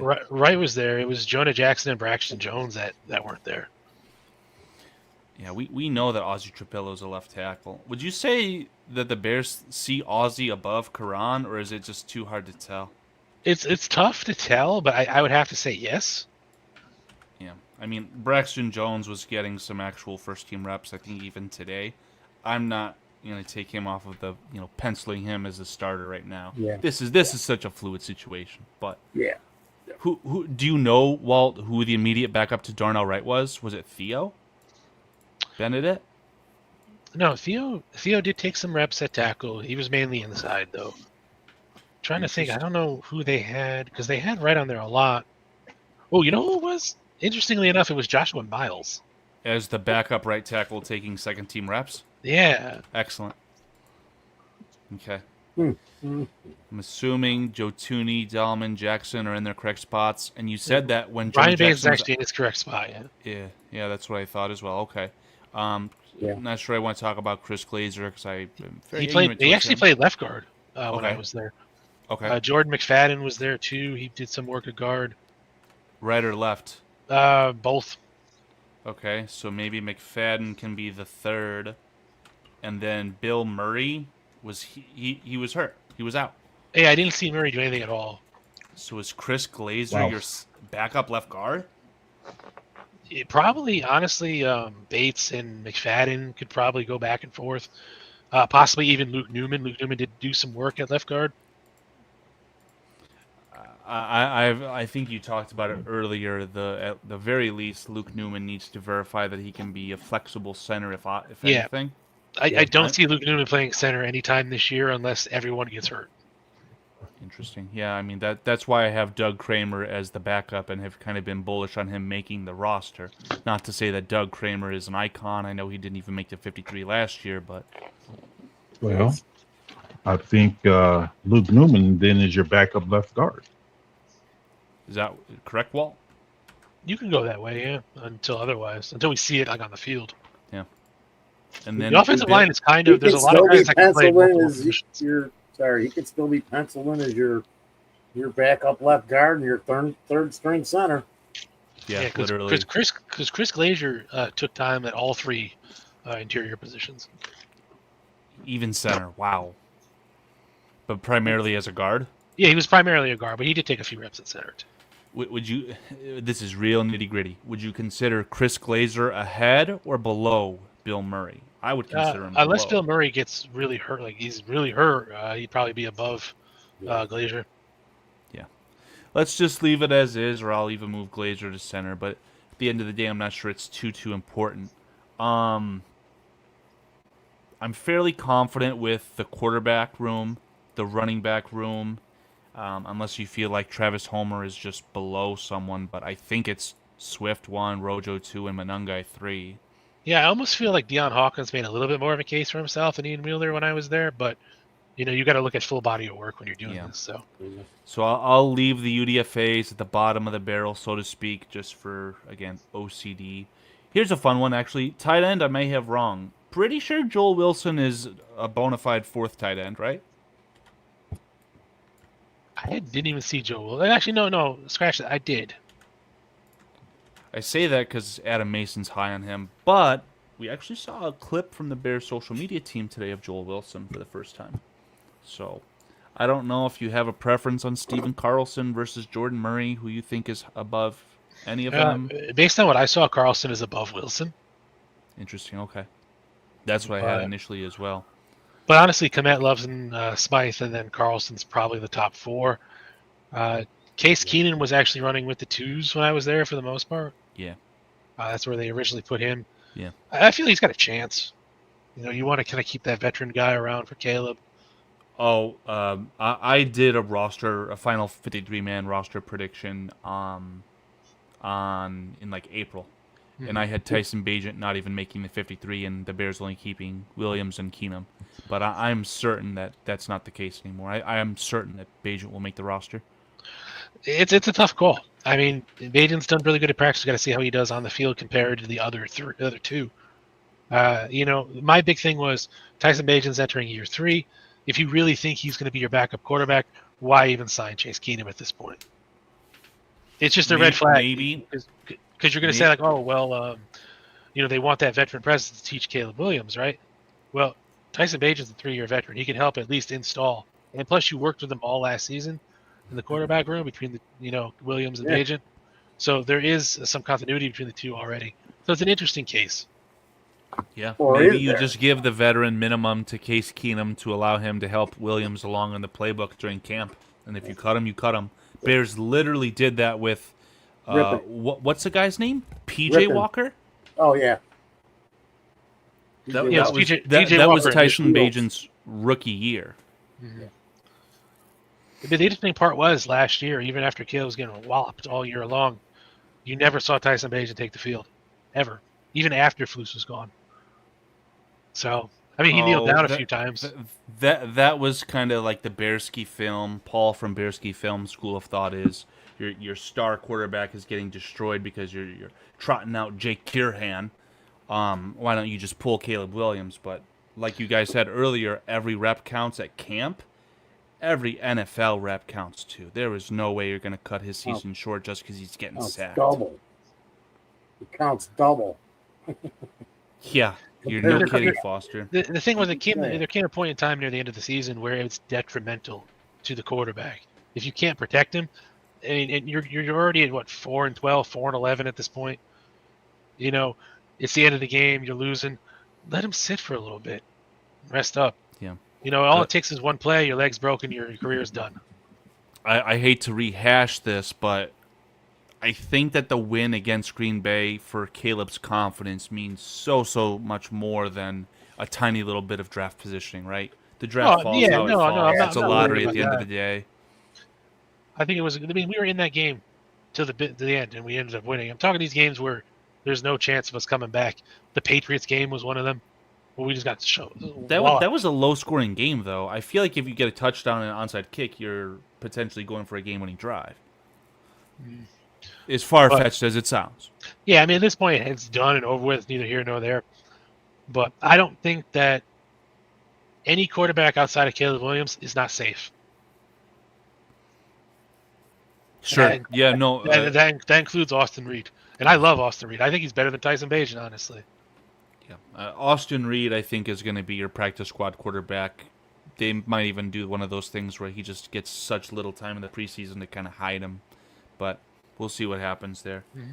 I don't know if we want to break down the wide receivers. I think that OZ is probably your slot for now. It's a deadlock. Burden had such a fantastic day today. It's going to come down to who plays better in training camp, preseason. But yeah, if you didn't have those 2 big days, you're probably right. OZ would be the slot receiver right now. I think that's one of our strong points now, especially if you're talking as the wide receiver room. We've got some depth. Yeah, drafting a wide receiver 39th after drafting a wide receiver 9th the year before. Yeah. Initially, I didn't necessarily like the philosophy. I love Luther Burden. I have since that PFF mock draft. But this room's the strength of the team for sure, on paper. Well, yeah, I mean, you're probably looking at guys like John Jackson, J.P. Richardson are probably going to be practice squad guys again. What happened to Tyler Scott? I don't even know if he makes it through camp, honestly. He's been a ghost. Makes it through camp would be crazy, but I wouldn't be surprised. That is crazy. Yeah, because he didn't play at all last year.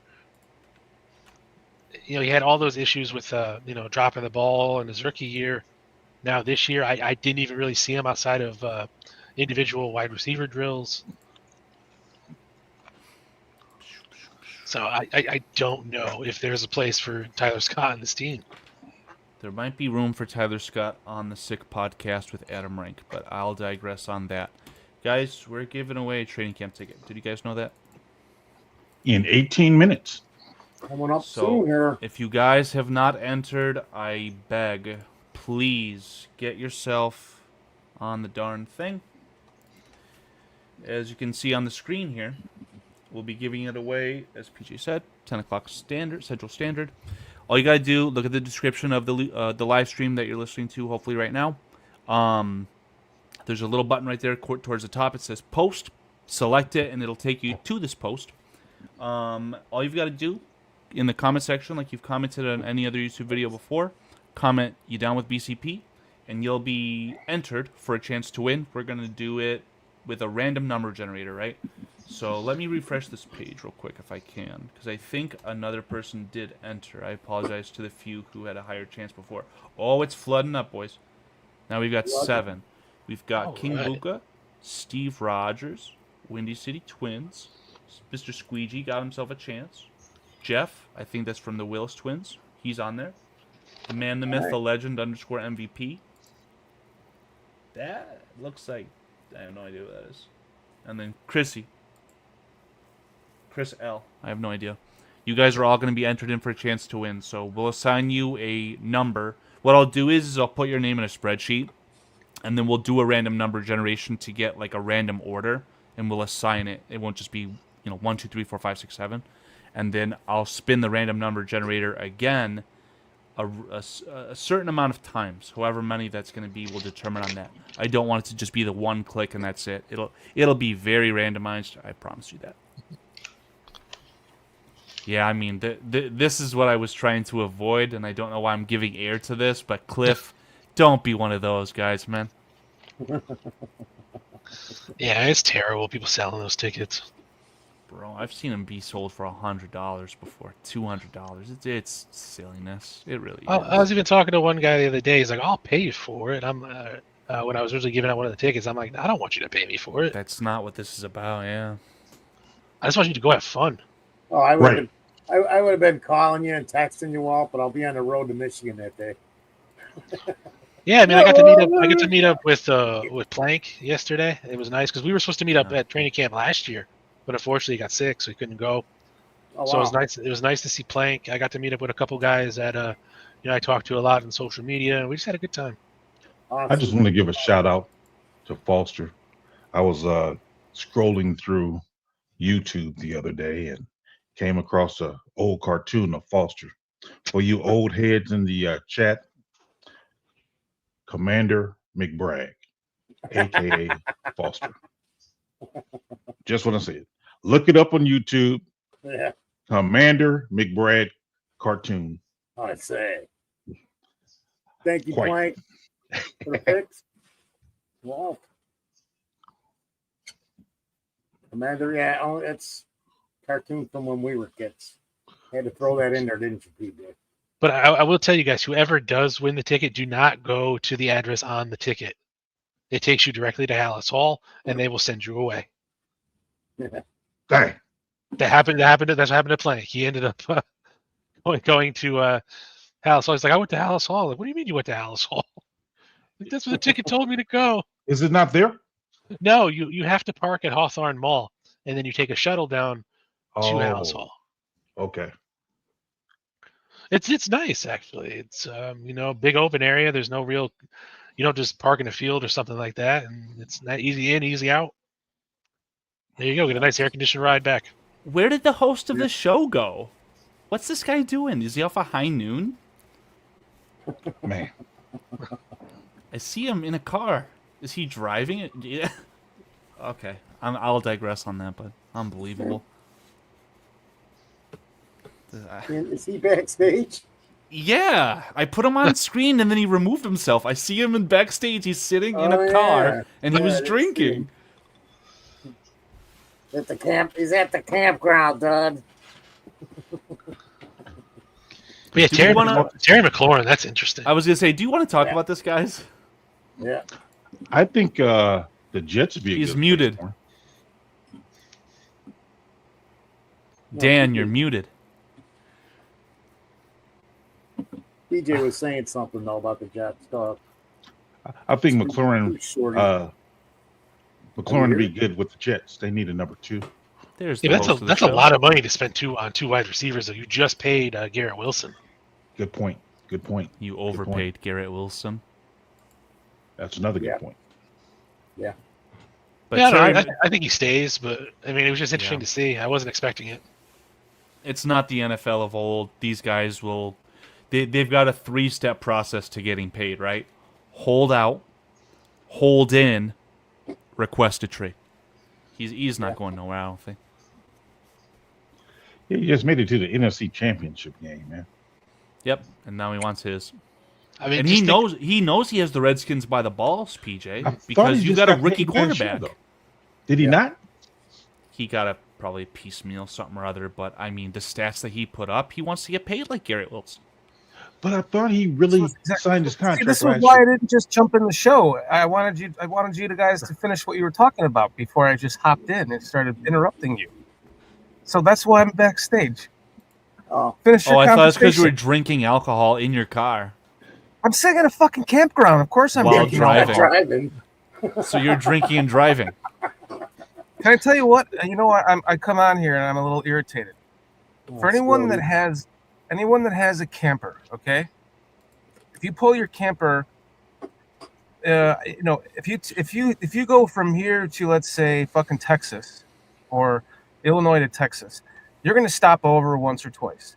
Even if you don't hook up your shitter tube to the shitter, or even if you're not gonna drain your black tank in your camper, make sure that you put your shitter tube and connect it to the shitter tube in the ground.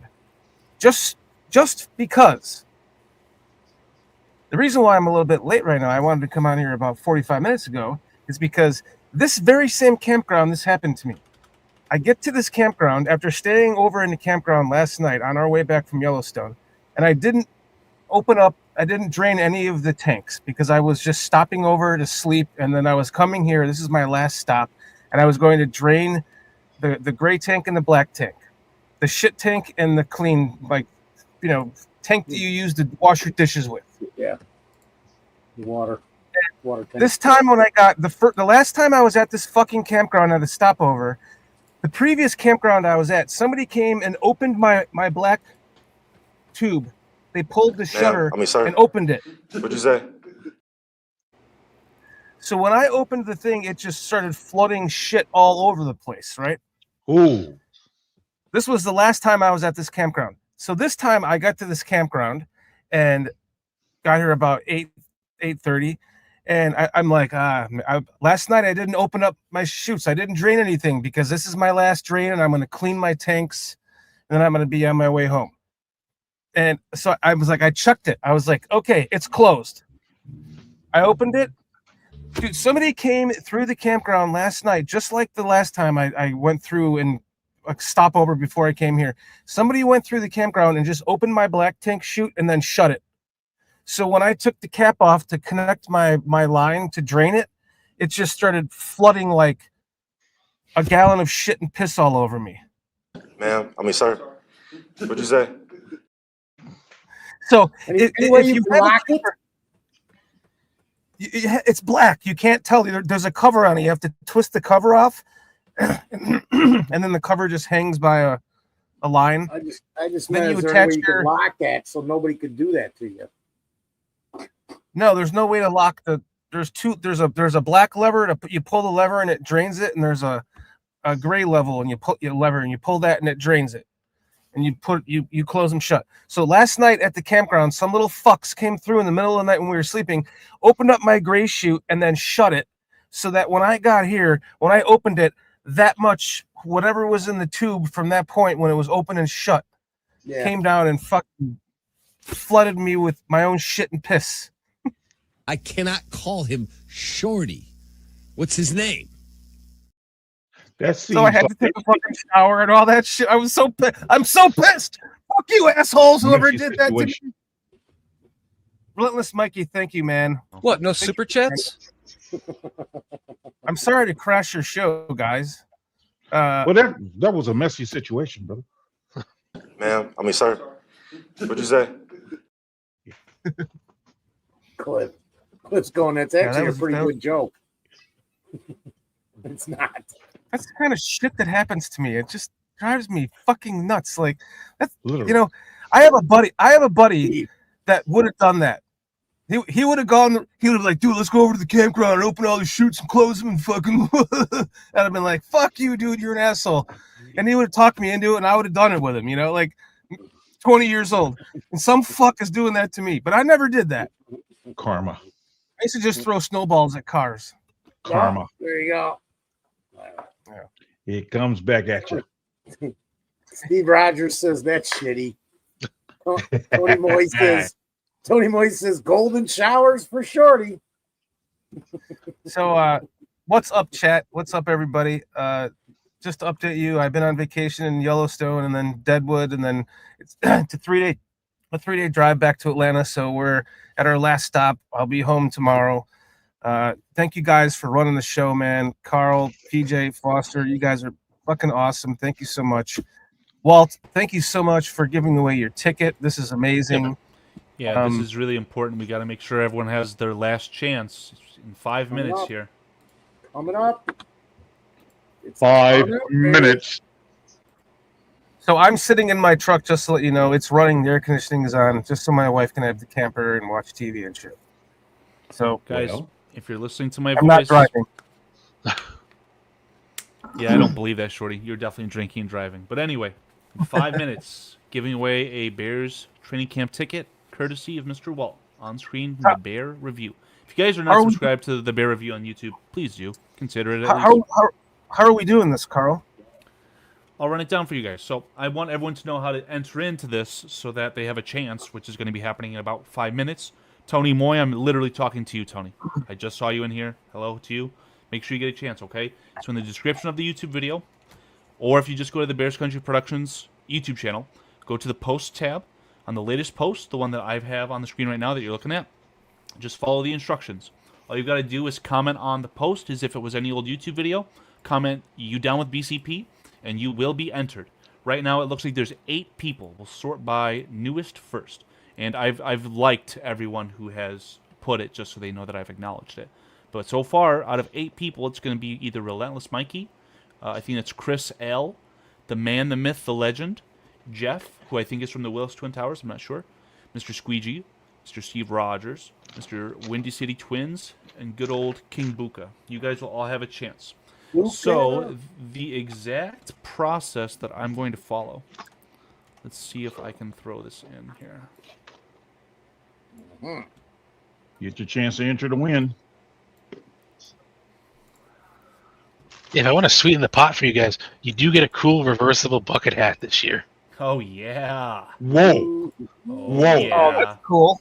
I need to put my name in now. I'd wear the shit out of that on this show. Yeah, see, so... Oh, hold on. There you go. So you get the one side is just the navy. And then... flip it around and... What size is that? There you go. I don't know. It's a nice size, though. Bucket What's the other hats side? have to be one size fit all, aren't they? Walt? What's the other side? Well, It's just the blue. So it's the Nice. blue with the white Bears logo. Then it's, Bears colors are kind of like a paintbrush motif. that's awesome, man. Man. And then if you swing by, there's like a PNC booth. You get a free like little see-through bag, which I'm actually going to keep so I can use when I go to Soldier Field. Yeah, Oh, go on and sign me up. that's the official bag to go to Soldier Field with. Yeah. Yeah. Sign me up. I'm gonna skip practice that day, and I'm gonna go out there to the Bears, enjoy myself, and be fired. Well, last year, Cliff, they gave out water bottles. I'd rather have a hat. Yeah. Yep. So, Dan, you were asking how we're going to do this. I'll share my entire screen. Let me know if there's anything you guys can't see. But this is just a website, right? I'll mock it through right now. So I'm setting the sequence boundaries. Again, from random.org. You can literally see the URL right here. Not faking anything, right? Sequence boundaries. Right now there's 8 contestants, right? So it's going to be 1 through 8. We'll have all the names in this Excel spreadsheet right here, right? It'll be 8 names. And then when I hit get sequence, that's going to be the sequence of numbers that you're assigned to, right? 3, 2, 4, 8, 6, 7, 1. That's who would be assigned in that order. Then we'll change the sequence to just 1. And I would get sequence. Oh, I need to have a larger sequence? I'm going to have to figure that out. Maybe I'd have to do just a number generator. Integer. So we currently have 9 people signed up for it. All right. That's not right. Generate 1 random generator, right? So I would specify, if we go back, the numbers are going to be between 1 and 8. And there's only one number that I'm generating, right? So I would get the number. So in this case, the winner would be 5, but we're going to do it a certain amount of times. Maybe Shorty, if you want to specify how many times we should roll, that's what we should do. But let's say you picked 7, right? What I would do is just go 1, 2, 3, 4, 5, 6, 7. And in that case, whoever's assigned number 1 would win. So it's a bit convoluted, but it's extremely random, and again, trying to be fully transparent here. So 2 minutes. Okay. And counting. and you're seeing my list right on screen here as well. So as soon as you guys, let's actually take a look at the time. Timer on the screen for you guys.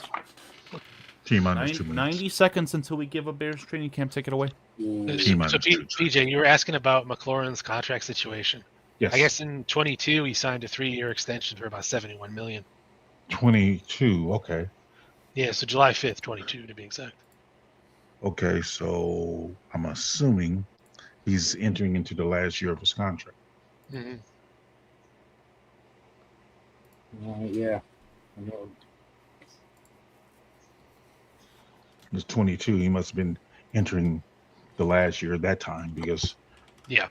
23, 24, and now 25. 3 years. Okay. T minus 1 minute. Yeah, I was gonna say we're there. T We're minus there. 1 minute. I was listening to Brett Coleman on the way here. Guy's You know, incredible. it sounds like he's a Bears fan. He is.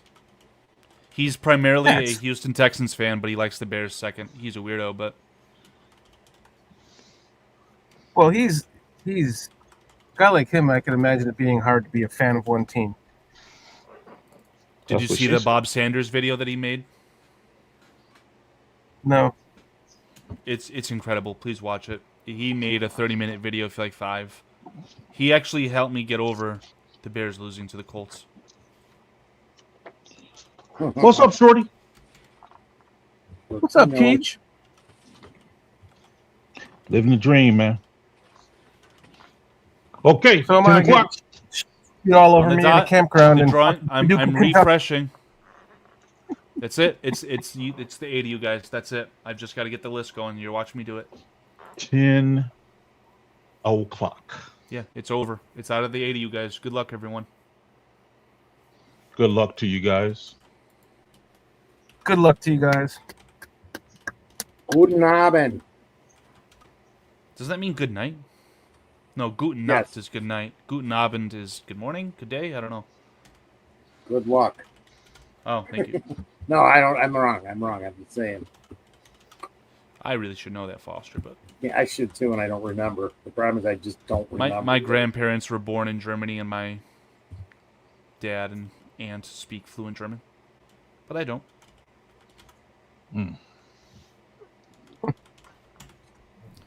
It's like Okay. Bearsky. What? Bearsky, like, came here, didn't speak a word of English, and you wouldn't even know it. Yeah. Same thing with my grandparents. All right. So the 8 names again, for the sake of transparency, it's Relentless Mikey, Chris L 8484. I hope that's the correct username, but we'll be able to figure it out.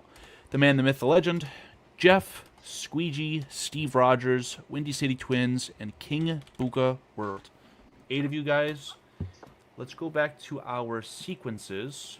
And again, the largest sequence is 8 in one column. So I'm only going to do this one time. This is your assigned number.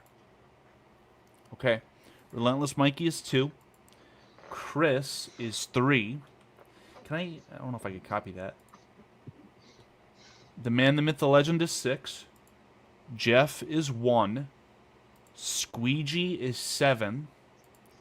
Steve Rogers is 4. Windy City Twins is 8. And King Buka World is 5. Walt, pick a number 1 through 8. Kind of like 7. Like 7. And Squeegee, you're not the winner. It's going to be 7 times that I do this. So we're going to go to integers. We're going to generate 8 integers. Oh. Wait, hold on. No. 1 random integer. It's going to have a range of between 1 and 8 because there's only 8 contestants. And we're going to do it in 1 column.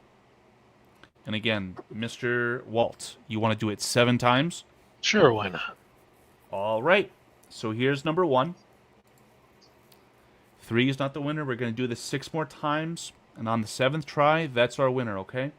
So again, roll 2, roll 3, roll 4, roll 5, roll 6, and ladies and gentlemen, your winner of the Bears training camp ticket for August 14th, lucky number 7, is number 4. Steve Rogers. Congratulations to you, sir. Cool. Oh. And while I'm babbling about Foster Gifts 10 gifted subs, oh my god. Good job, Foster. 10 o'clock. Glad to see Wow. you spending that money from that bank robbery. Holy shit. Dude, Steve Rogers, Jay Grizz, Iceberg Slim, Linda Foster again, how ironic. B Minor, Bears Junkie 55 HOF, Levante Rogers, Ravi Come Up, Doug Van Dorn, that pulls on the heartstrings right there. James Hunter. You guys all got gifted memberships from Foster. Wow. BCP. Incredible. Thank you, Foster. Man, that was really nice of you. Foster, you a stud, man. But Hey, you know, Rogers, baby. Foster, that's a good idea because for the people that like us, you know, that like our few. personalities, and The few that And are then- out there, Shorty. the very few that like that, you know, that we're not that when we're not talking Bears, they like those subjects and how we jive together. You know, they get to have that extra membership Yeah. content just to see, you know, the reason why we're late every show. And Dan, Yeah. not to cut you off, Dan, Walt, are you able to interact with Steve Rogers? Do you have him on Twitter or his email already? I don't, but Steve, email me at this email address here. I just need your first, last name, and email address you want the ticket sent to. Which email address, Mr. Walt? I put it in chat. Did Is I it come up? already? I want to put it on screen. I don't see it. Yeah, a lot of times it won't take a. Oh, it's Hey, just Do.com, like DOT. No, just put a space. Put whatever it is, space dot space At. com. Yeah. all right. Captain America, thanks to you, we are free. Steve Relentless Rogers. Mikey, good sport. Steve Rogers. Steve Rogers. Steve Rogers got the double whammy. He got the ticket and a sub. What a guy. Oh wow, Steve! What a guy. Oh, well, good Today's day. a lucky Good day. Thursday. Guy. Go play the Levante lottery, Rogers. bro. Get out there and play the lottery before it closes. 476 should be the number too. I just say that. I say that because it's on the screen, and then you said it was number 7, which was whatever. Okay, so for some reason it's not coming Play up, the but pick Steve, four. the email address. Walt, can you drop it in the private chat? Yeah, I'll drop it in the private chat. It's easier. John S. John S. I turned this on, and Foster is giving away subs, and there's a training camp giveaway. Is Oprah here somewhere? You get a free book, and you get a free book, Yeah. and you get a free book. No cars, man. No cars. Nah. Somebody unplug the thing. Timing's everything, John. It's everything. No, John. So John S. Walt here from the Bear Review was kind enough to he had extra tickets, so he was kind enough to come on the show and we did a drawing to give it away. And Steve Rogers, congratulations to you, my friend. Enjoy. I'm sure it's going to be a blast. I've been to excuse me, many training camps in my life. Whoa. Lucky enough to have worked for the Bears and for a few years and been to their training camp and stayed in the dorm rooms with them and all that shit. I love when people get to go to training camp because I know how much fun I had there. So enjoy yourself, Steve. Thanks for hanging out with us tonight. Mr. Levante Rogers, I'm confused by your comment. I don't know if you are suggesting that you need to pay to enter. Unfortunately, the giveaway is already over. We did it randomly, and all you had to do was comment on the YouTube post. So it sounds like the timing didn't work out for you. I apologize, but the ticket technically has been given away. Steve Rogers is the winner. Captain America. Mhm.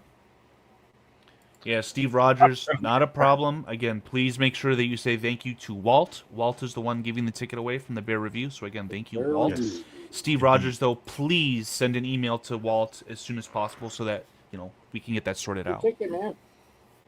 Make sure you go over to the Bear Review, Steve, and give him a subscribe. Please do. You know what? Just go watch a couple of those videos, His man. mighty Watch the last shield. two we just did. Yeah, Levante too. I might be able to hook you up with an extra one too. I don't know if I'm going to have it or not, but if I do, I'll give you a ring. I think I've contacted you on X before, so You get a ticket, and you get a ticket. No, You get a ticket. Thanks, Oprah. no, Walt, did you get that email from Steve Rogers yet? So I can pull this off the screen? let me see. No. You've got to come back on here and do another drawing. No, not yet. And you get a ticket. That's You what in the the back? cop said. Wait, You get a ticket. Did Walt give That's what some? the cop said, Peach. Oh, I didn't give anything away. Foster gave the stuff away. Oh yeah, Jay Grizz just won another gifted membership. Guys, if you're in here and you got a notification that BCP gave you a notification or a subscription, it's all courtesy of Mr. Foster. Foster, any kind words for the audience? Foster cover. BCP, man. We love our chat. That's facts. No printer. Covers. That Foster, boy, I tell you what, that guy, man, he's Hey, all right. Been around for Dan. 5,000 years and still going. Dan, I'm not sure if You you've know seen what- this yet. You know what, Peter? Do you know what jersey you gave me, Mr. Dan? Yes. What was it? Colson Loveland.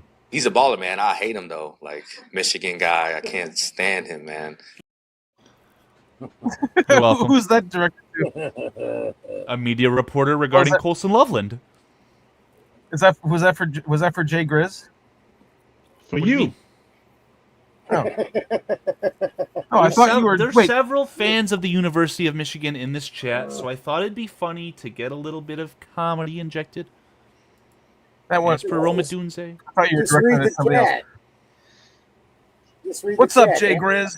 Atmos goes, that's huge. Foster's using his stripper money. It took me like 2 weekends to make that $50. Man, you ought to take a look at that poll. And then Mikey comes up with, that's Foster. He covers. Love you guys. He's awesome. That is You know, awesome. by the way, Foster, this Tuesday, the British Bears show is coming back. All right. So Chris Watts Okay. got himself a brand new computer, and he's ready to go. He's not going to have that lag that he normally has because he's using his phone. So he's going to have a new computer, and him and Jason are going to kick up the. I don't know if it's going to be every week. I think that'll start once the season starts, but they want to do a show this Tuesday at 3 p.m. Eastern Season's time, only 5 so weeks 2 away, p.m. baby. Central. And I said to him, this is per what whoever it was, I'm sorry, I apologize, just said that I told him, I told Chris, Chris said that, no, Jason said that he's going to be on his honeymoon. So he might be on his honeymoon then. So he doesn't know if he'll be able to make it. And I said, no worries. Foster will cover you if you can't make it. See? I Foster will. covers. I will be able to. I am on vacation from the 14th to the 19th, though. Vacation from what, bro? Cool. That's What? Beer brought stained mustache rides. Yes. Yes. Everybody's got to take a break, man, no matter what line you're in. Well, since Carl explained it, man, I understand. There you go. Yeah. Busy man. No free rides today. so Busy I'll be on vacation till mustache. next week. a couple things I want to say. Walt, again, I want to thank you. That's awesome of you. This was a lot of fun. That was Carl, excellent job in setting all that up that way. That was amazing. And that was really cool. And it was legit too. You could tell it was legit. Yeah, I mean, there's a comment that I got from Mr. I don't know who it was from. But Quickly, 4-Star Chicago Sports. I got your email, Steve. The address you sent me is the one you want to use, correct? Steve Rogers, speak now or forever hold your peace. Again, whatever email that you use, Steve, Walt's just wanting to make sure that that's where the ticket goes. Steve Rogers, we just need to check on Bucky Barnes. All right. PJ, you are in excellent form tonight. Yeah. What's up, Peach? Living the dream, bro. Living the dream. Till I'm having a You night. are in excellent form tonight. Excellent form. Great interview. Yeah, you are in excellent form tonight. Like, I was like, I picked a good night to lose the internet, and the last time wasn't the internet, guys. Somebody forgot to plug my charger back in. All right, Steve, you should have the ticket now. You just have to confirm it in your email, and you should be good to go. All right. And Steve, if you do not use the ticket, give it to Natasha Romanoff.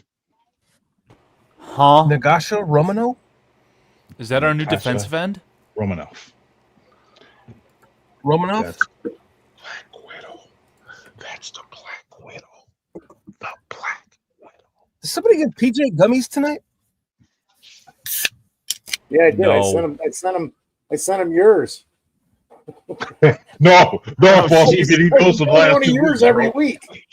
You've been eating those for the last 2 weeks, bro. I gotta replace your birthday present. I gotta replace. Not only do I gotta get you one for this year, now I gotta replace last year's because I took them all. He's like, I got these for sure. These for his Christmas present. They're You pretty want good. the card? I think I found that too. All right, guys, it's been fun, but I have to go now. So, Well, thank you for joining us, man. Appreciate you, man. yeah, anytime, guys. Thank It was you. a little fun. Now that you're in that training camp, thank you. Yeah, like I said, Yeah. I'm glad we just talked some Bears, and I'm glad Steve won and got his ticket. So he actually put to good use. It's not just going to be sold or given, something dumb like that. I want it to go to someone that's actually going to enjoy it. Steve, if you want to pay us back, And you're gonna get the better time of the season when you're more. Yeah. Steve, I was just gonna say, if you feel so inclined to pay us back, take a bunch of pictures and email them to us. That's literally what Plank did, and we have displayed the slideshow that essentially I created out of that twice. I mean, it's so cool seeing the unique perspective of that. Personally speaking, like, that's the best to me. I love the fan footage, all that stuff. So, by all accounts, feel free. But before I forget, Steve, word to the wise: do not go to the Hallis Hall address on the ticket. Go to chicagobears.com, click training camp, go to the bottom. It'll tell you where to park. You have to go to Hawthorne Mall in where the hell is it? Vernon Hills. Vernon Hills, that's it. So it'll take you right there. It's pretty simple. And once you're there, they got a bunch of people flagging. So, how long is the drive from that mall to there? just to get to Hawthorne Mall is like a little over an hour. But once you're there, they get you on a shuttle bus, and it's like a 5, maybe 10-minute drive. 20 minutes. Yeah, 5 to 10 minutes. That's incredible. That's how me and my girlfriend roll when we go to Bears games. Is we take the shuttle bus from whatever park garage we're at to the field, and it's awesome. So you don't lay on the grass to just roll down. You'll just actually hop on the shuttle. Huh? Yeah, and it's really well organized. They have like 4 or 5 shuttles that go. So they just line you up, you get on, you go down, you have a good time. They got a bunch of like little stuff set up you can do. If you want to go to the Walter Payton Center, you can. I think it's more kids stuff, from what I'm told. I've never gone in there, but just reading as Mike's comment, do not video at training camp. You can video at training camp. I did all day. They don't care. Well, I think I know, and then Nick got caught. They made an example of Nick. Yeah, I would say just don't be as obvious. I've heard Greg Bragg say something along the lines of, you want to sit up higher in the stands, maybe? Yeah. Yeah. Because I'm pretty sure like the security guard was watching me when I was doing it, and he didn't do shit. So. And what's ironic Steve, with just Nick put getting blocked the camera today, on your hat. today was an open practice.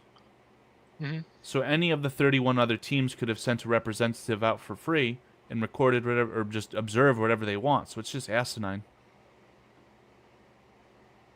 Oh well, I mean he's not banned anymore, so that's good. Yeah. All right, guys. Yeah, well, I said it's been fun. Like I said, enjoy the rest of the show. I don't know how long you guys are going for. Walt, really appreciate it. You shared some of your personal footage as well. Really do appreciate it. Getting to pick your brain on the depth chart, everything. It's been a fantastic time. Thank you so much. No problem, guys. I'll be back. Thank you, man. Peace out, buddy. Bear All right, review. Bear down. And then there were 3.5. Yeah. I feel like I'm the third wheel in someone's show. It's almost like you're the host or something. Dude, That's what happens when you don't show on your own show for 3 weeks. he's been the third wheel for like years now, but he doesn't know it, does he? So, Dan, have you been cooking up a shorty soapbox? 2 weeks. Yeah. It was 2 weeks. No. Today's the 3rd week. And I'm here. At the tail end, after the giveaway's done and everything, and you're drunk driving on camera. I came before the giveaway. No, that's hot. Come on, man. Come on. If the scrody fits. Cliff, I still want to die, but I'm here, so. You get a ticket. You get a free ticket. You get Foster, a free ticket. How many gummies did you send, PJ? Last 3.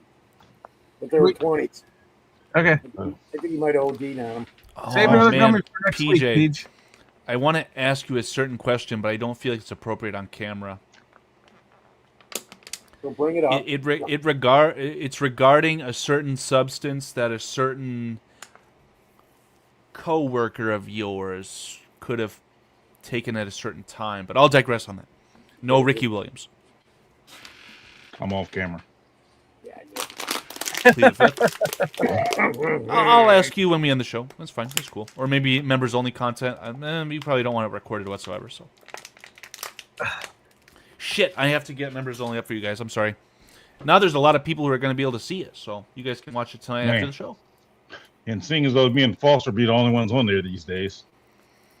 Hey, I told you my situation. I apologize for that. For the last month now. PJ, now I'm going to ask you an honest question. Okay. When's the last time that you've cooked a full meal and then cleaned up afterwards, like fully cleaned up? Yeah. Tonight. I was going to say, have you done that like 20 times in a row? Because I've done that since the 23rd. See, fortunately for me, we have this restaurant in our city called Michael's, and they sell some of the best subs. Just take a look at this. Just take a look at that. Take a look at this. Yeah, I see the lettuce hanging out of there. Oh, now, yeah. why do you just have that beautiful sandwich just chilling next yeah. to you? Why haven't you eaten that? Half of it's gone. Bro, that is the best sub. What PJ? Half of it's gone. Did they take it and did they slice everything at the same time? All the same thinness? I can honestly tell you, I didn't go back to the kitchen and ask. Just didn't ask. Now, what is this place called? Michael's? Yes, Michael's. It's not Jersey Mike's, right? No. Because there's a trend going on in social media. Have you heard of the term "have it Mike's way"? No, I haven't. I don't know exactly what it entails. I have a feeling it just means like every single thing on the sandwich possible, with like extra vinegar or something. But the trend is to spin that into the most obscene phrase you could think of. So people were recording themselves asking Jersey Mike's employees to have Mike take their sub out back and have its way with the sandwich. It's pretty crazy, but now I can tell you, it's my kind of humor. I apologize. No, it sounds American Pie-ish to me. Now, last night, have your way with the sub. This is sub. Tell Mike to fuck my sandwich. It's stuff like that, Foster. Last night I went to Penn Station. For those of you who have a Penn Station in your city or close by, go there and get the Dagwood with everything on it. Every possible combination on there. Toasted. I'll probably have to take the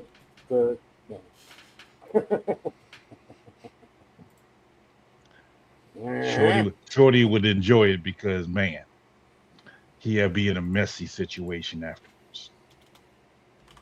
That's what she said? Yeah. So, Peach, So, yeah. there's Double Peach. I have shitty internet right here, so I just want to make sure you can hear me. Am I okay? Yeah. Moving Okay. everything. I got a delay. Okay. So the best sub places that I've ever been to, there's one called can't fucking remember it. It's in literally the best one I've ever had is near South Carolina, in a little town. We were staying at a campground there, and I forget the name of it, Mr. Heroes or Mr. I don't know. Yeah, a lot of And yeah, I've they been bake their there. own bread with. No, it's I haven't found any. They might be in Chicagoland and Illinois. I don't know, but they're not. In South Carolina. They're from New Jersey. Yeah. Okay. Yeah. Yeah, I've been in there. Yeah. And it is like they bake their own bread with sesame seeds on it, dude. Yep. They take right there at the meat slicer. They slice all the meats like paper thin, and all the tomatoes and everything, the onions and the lettuce, everything is Real sliced thin. right there at the same time, paper thin. Yep. And then they just build the sub, and it's just they put on the vinaigrette and the oil, and the tomatoes. That's what that sub looked like that you just banana had. peppers, all that. Yeah, I've been to that place. Really? That's a fucking sub, right? Really is. Yeah, now, good night, guys. I'm hungry. Did you tell Mike to fuck that sub?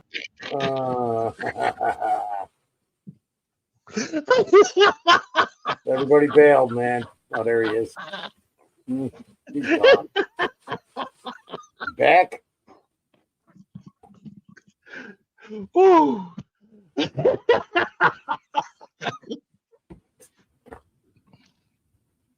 But really, You Jordan, gotta give this guy gummy more often. Yeah. I didn't even do it, but whatever. Whew. Man. My That was goodness, hilarious. ladies and gentlemen.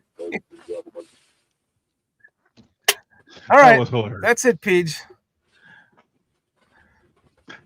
Yeah. I'm keeping this receipt. You can't pull me off tonight, buddy.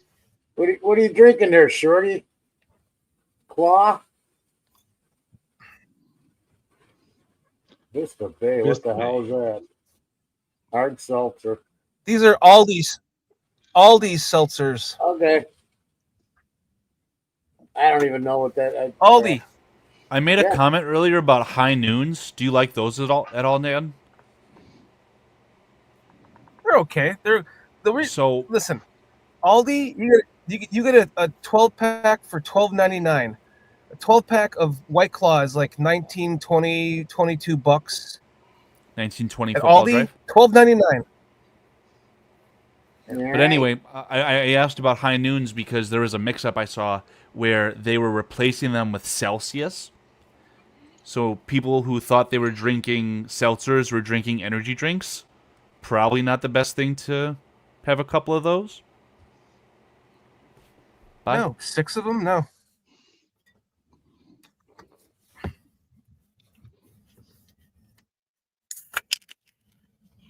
Dang, man. Is that number what? Number 6? Dude, I got flooded with my own shit and piss. Don't be my wife right now.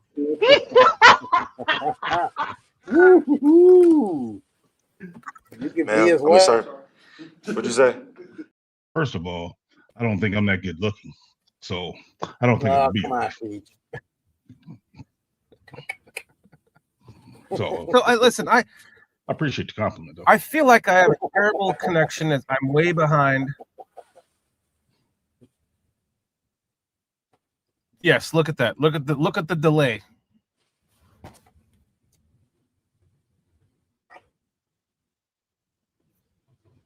Exactly. I am out of here.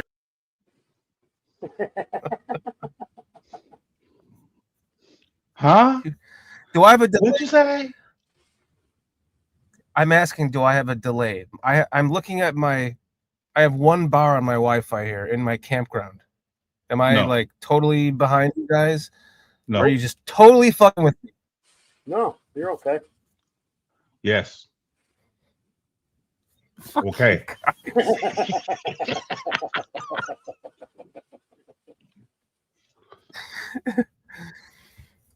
There's no delay.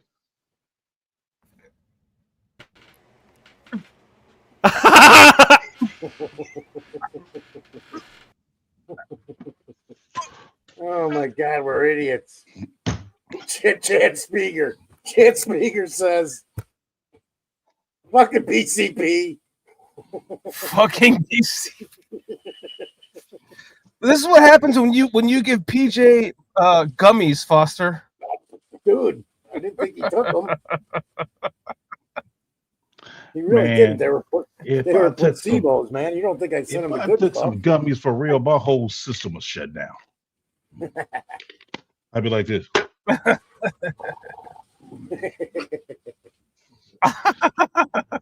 Be a reincarnation of Weekend at Bernie's. Big. So can I talk a little bit of Bears before we end this show? I haven't been able to talk Bears for 2 weeks. Go ahead, man. Go ahead and talk Bears. Go ahead. Let's hear it, man. What do you got? Yeah, what you got, bro? What did I miss from tonight? Just recap me. I can't. I was in and out of. Actually, it was a great interview with. I fucking forgot. Great interview, man. Oh man, it was awesome. I mean, you really need to go back and watch. Walt shared some good information about training camp, man. Go watch it. He really did. Oh, I was listening to it. I was listening to it in the beginning of him saying it when I pulled in here. Then I had to set everything up and get flooded with my own shit and piss, and then take a shower. You know, you were. Mr. Charles Johnson says it was Shorty's wife that tampered with the drain plugs. That's terrible.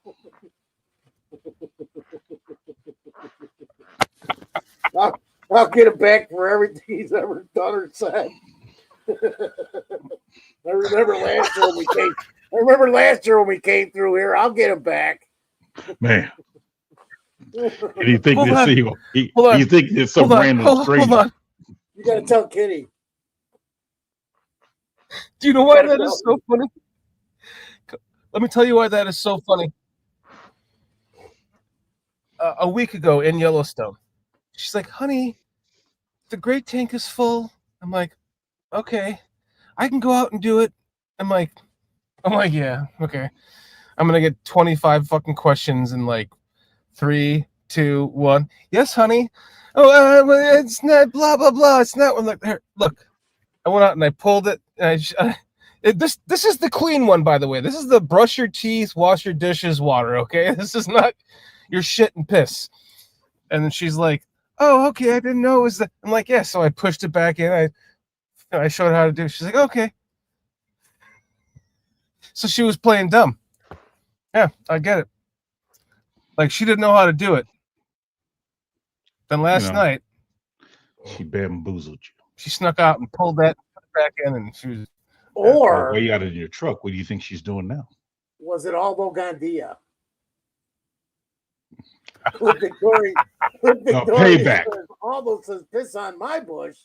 He drove all the way out to the campground in the middle of the night and set your ass up. I wonder why I couldn't get a hold of him for like a day and a half. He was doing all that shit from the road. Yeah, it was Aldo. I didn't get to see their show last night. So what was your question about the Bears, man? Steve Rogers going, "Wait, I'm really glad I didn't fall asleep during your show tonight." You would have missed out there, buddy. Sure glad I didn't fall asleep during the show tonight, because he does it every week. That's how he goes to sleep on Thursdays. So what was your question there, Shorty? I don't know. You were trying to get info out of us about the Bears. We don't even know anything. Yeah, Walt was the man. Good night, Mikey. man. by the way, Well, good night, Mikey. listen, I don't have any questions. But Walt did say Luther Burden by far looked like the best receiver. And that was just Well, the day he that's saw him. because they're giving him the ball right now. No, he said they spread it around. Yep. He said that they spread it around when he was there, and that Luther Burden by far looked the best. Looked the best. Blech. Looked the best in the wide receiver. All right, I won't rehash it. Everyone here has already heard you say it before, so I'm not going to make you talk about it again. But I'll just watch the show on my 7-hour drive home tomorrow. I'll hear what you guys were talking about it. Yeah. Windy City Twins says we can confirm Luther was the best on the field today. Well, okay. Can I just say that this makes me very happy. I mean, I'm talking about very happy to hear. And I'll give you my reasons why. And then we can, say that I'll just watch the show for the rest of the information from here on out. Good night, everybody. I was literally in a conversation with my wife today, driving for 9 hours, complaining about Luther Burden.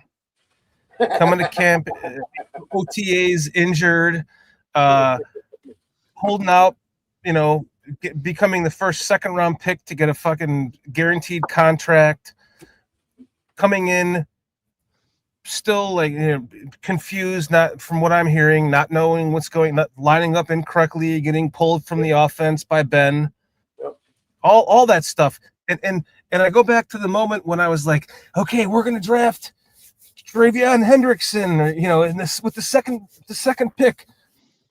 Boom, it's Luther. You guys remember my face during the draft? Yeah. Like, well, who the fuck is this guy? I didn't know who he was. And I plead ignorance to that, and I've already amended for that. But coming back, as I'm driving, I go back to that moment. Like, I didn't know who this guy was. I'm getting bad vibes. I'm seeing him crying. He's wearing glasses. I can't see what his emotion is. To me, it was like a Cedric Benson thing. When Cedric Benson was drafted and he started crying, I thought, oh my God, this guy is so happy to be a Bear. The running back tradition, Walter Payton, he's crying of tears of joy. So then when it turned out that he wasn't crying tears of joy because he didn't want to be a Bear, then it really salted me against Cedric Benson. So it brought me back to that moment when he's crying and I can't see his eyes. And I think he doesn't want to be a Bear. And then everything that I just said before that has transpired up to this moment where now I'm hearing that he is dominating on the practice field right now. And that makes me feel good. PJ, I can see your trepidation. But to me, it's like some players just don't want to be a Bear. Some do. Some don't care. Some just they're happy they were drafted. Did you see this video earlier that I made, Dan, just from Luther Burden's footage from today? No, I did not. Okay, here, I'll share it one more time. Not the best footage in the world. It's kind of hard to see, but I think it gets the point across. Ooh. Yeah, I don't like 87 out of him.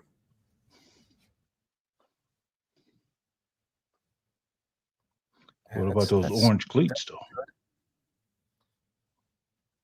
And he was wearing pink yesterday, but the orange is going to look so good. I like players that have, the apparel swag. I don't know. I think it's really cool. That's not him. That was a nice pass. There's a chance that, because I think this is the same play. It might be Zacchaeus. I'm not too sure, but it's not because he don't have the orange shoes on.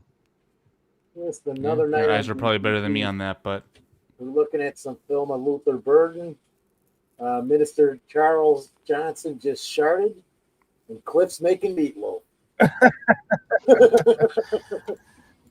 Thank you, Carl. And that's what I'm saying. Everything that led up to that, it just seemed like Cliff.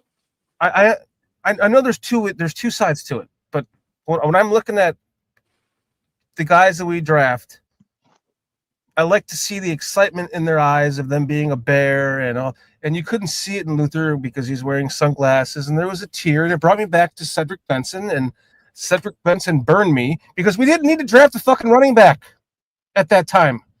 Not that we didn't need to draft a wide receiver. He was the best player available. I'm glad that they did. But He burned you. it just brought me back to Cedric Benson. So then everything that transpired up until then, listen, let me ask you this. I was talking to my wife about this. Why would a second-round pick want a guaranteed contract? Because And this is going to kind of play into. He's the first one that ever did it. Yeah, that's just straight up wrong. He's the first ever 39th overall pick to receive a fully guaranteed contract. Are you aware that MLB players? Are you aware that second round pick and players beyond him, I think, got fully guaranteed as well? I might be wrong. I'm not talking about the first player to ever have a guaranteed great. contract. I'm saying the first second round pick. Pick up to pick number 40, I believe, has guaranteed contract. What, this year? Yes. Okay, but it happened this year. This is the first year it's happening. Yes. Dan, I don't know how you can be upset about this because MLB contracts and NBA contracts are all fully guaranteed. Listen to me, okay? What has Deshaun Watson done to the Browns with his guaranteed contract? He has ruined that team.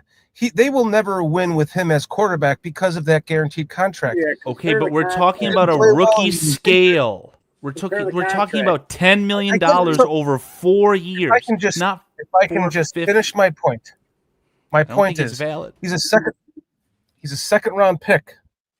That's a 4-year contract. What is it worth? 20 million? Let's just call it 10. 10. It's 10. Okay. It's 10. So you, as a second round pick, they're not going to just cut you after year 2 and then not give you the rest of your money. The incentive is built in for you to earn that because you don't have to have it guaranteed because you're going to go out and fucking earn it. And after year 4, you're going to get that contract. Well, so it seems like to me, it's taking advantage of a system that's built in for some level of laziness that you don't want to go out and actually earn it. That you're gonna. Well, if I get cut after year 2, I'm going to still make that $10 million. Yeah, I'm just saying it's a precedent thing. It has nothing to do with. Well, it does kind of combine with. I didn't think he wanted to be a Bear. He shows up injured. He's getting in trouble. He's getting put on the sideline because he's getting in trouble.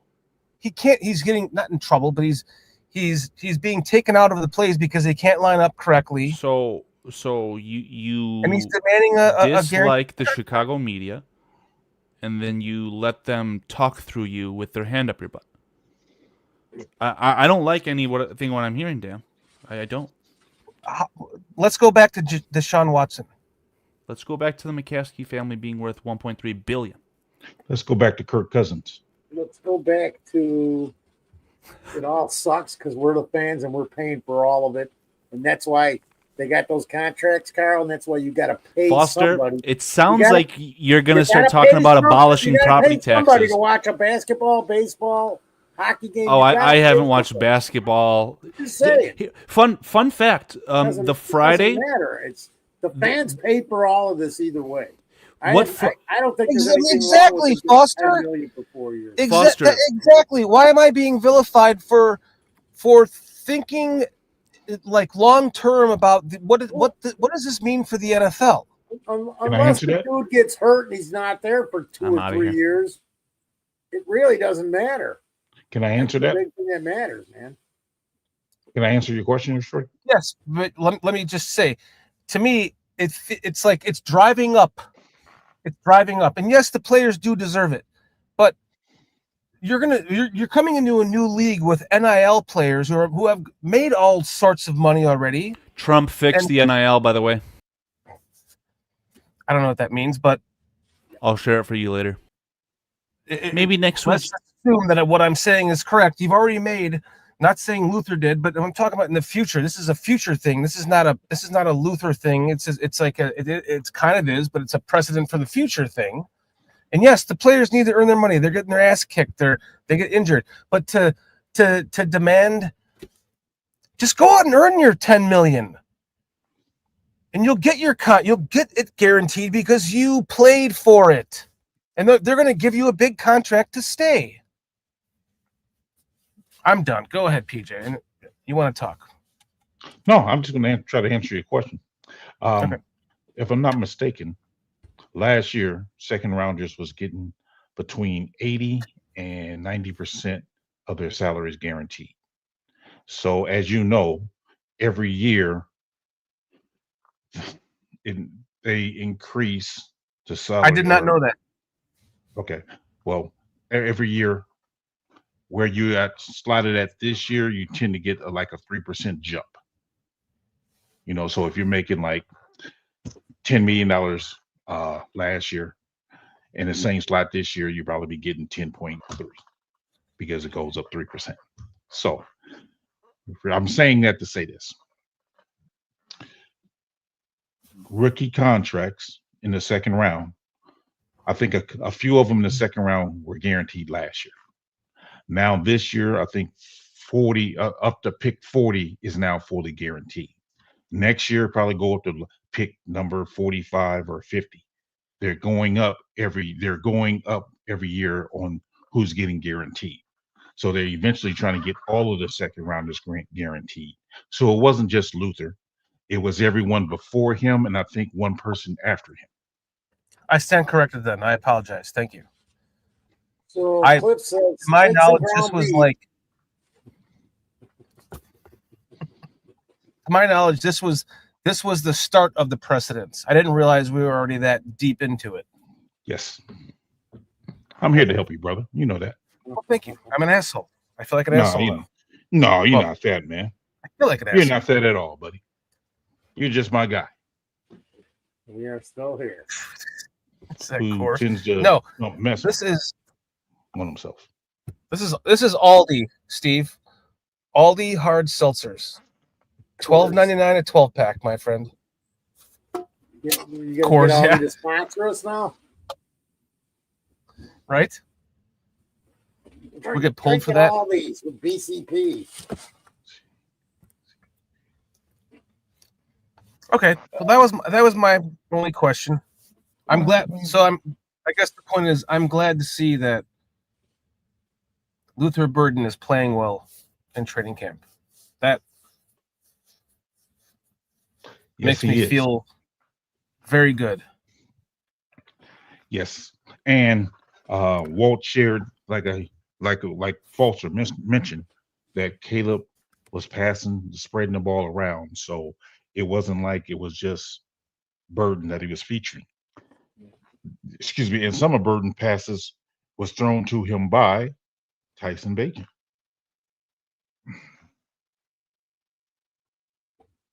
Yeah, I heard he's looking good too. I'm going to throw this out because so you guys saw the interviews. Did you see any of the interviews, Shorty? Last few days. I've been trying to keep up. Yeah. Okay. I've been listening to like the press conferences in the truck while I'm driving. I haven't seen everything, but they had a snippet where they had a bunch of these. They had three offensive linemen on there. It was Ozzie and. Yeah, I saw that one today. Okay. So you know what he was talking about, kind of there, Peach? Ozzie Trapillo. I didn't get a chance to see it yet. I was going to watch it because I was at work today. And as soon as I got left the football field, I drove straight home and came on the show. So I haven't seen no social media today. Oh, I forgot. He was on the members only show. You'll see him eating the other half of that sub or finishing it. Right. Exactly. So anyways, he was talking about getting to know the players and being able to work with all of them because they're moving them around. You know what he's talking about? Continuity. Continuity.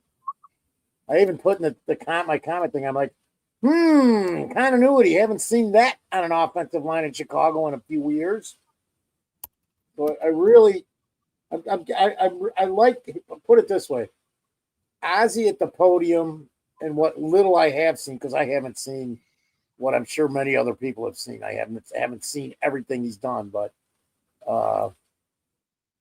he could be taking the lead for that left tackle role. Now I've got Braxton penciled in as the starter because we know exactly what he is. We know he's a serviceable left tackle. But I think that's still going to be one of my most interesting things to look at. And Walt and PJ, we touched on it earlier because we went through. You go back and watch, Shorty. We went through the whole team pretty much. I had a couple intermissions here, not by choice, but a whole halftime. What do you mean intermission? It was a whole halftime. Yeah, I'll definitely watch that on my ride home tomorrow. Yeah. Foster, can I tell you? So, I just came from Deadwood. So we went to Yellowstone and then to Deadwood, South Dakota. Yeah. For anyone that hasn't seen the HBO show Deadwood, it was amazing. I loved it. I watched it in 2004 to 7 or whatever, and just loved the show. And we were like, we're going to be this close. It's like 8 hours away. Let's just go there on the last point of our trip, and then we'll go home. And it was right next to Sturgis, and so Sturgis is having their big biking thing next week. So there was hundreds of Harleys, like lining the street, like parked, like you would see in a movie, just blocks and blocks of Harleys parked. And I saw like 15 of your doppelgangers, Foster. That wasn't my doppelgangers. That was me. I just didn't want to tell you how many of me there are. I saw you with just the handlebar mustache and a bandana and a leather vest with the Foster fucking emblem on the back. And then I saw another version of you that had just a bunch of old guys riding around on Harleys. That's what you witnessed. Every fucking one of them looked like you. I'm like, that's Foster. That's Foster. Fucking Foster. Commander McBragg, Foster. I was everywhere in your trip, man. He kept sending these things in text. John Foster and whoever. I don't even remember what they were. Foster. It seems like every time I go on vacation, I see like 100 Fosters. It's like Rick and Morty. You ever watch Rick and Morty? Yeah, absolutely. I watch Rick and Morty. Foster covers all. There you go. He's everywhere. Foster does cover all. He's everywhere. Savoir faire, baby. Savoir faire. Butt cheeks hanging out the back. Chakras. Yeah, his butt cheeks were hanging out the back. Whatever it takes, man. Sometimes I uncover too.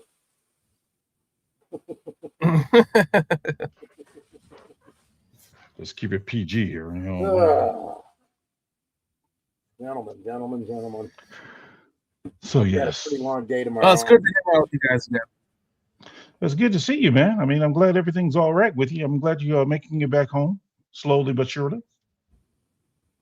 Yeah, I'll go over my trip next week when I'm home and settled in, and kind of talk about it to start the show and give you some stories and shit. That'll be fun. Maybe we can talk about it in the members only content. Yeah, we have 10 new members now. I'm just saying. I mean, Foster and I going backstage, Carl. We going backstage and giving content. Ma'am, sir. What'd you say? Yeah, Carl. What kind of content are you doing backstage, PJ? Chad Speaker, good night, buddy. We do keep our clothes on. I was trying to take them off. We do keep our Doesn't clothes say on. a lot though. Cliff Probably wants to better know if- what's your mileage, Shorty. What's that? What's your mileage? Cliff wants to know what's your mileage.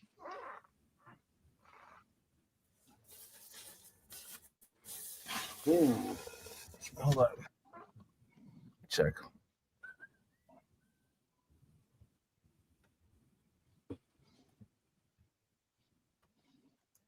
They are doing gummies. I think they're Oh, everybody's sure. on something, Lynn.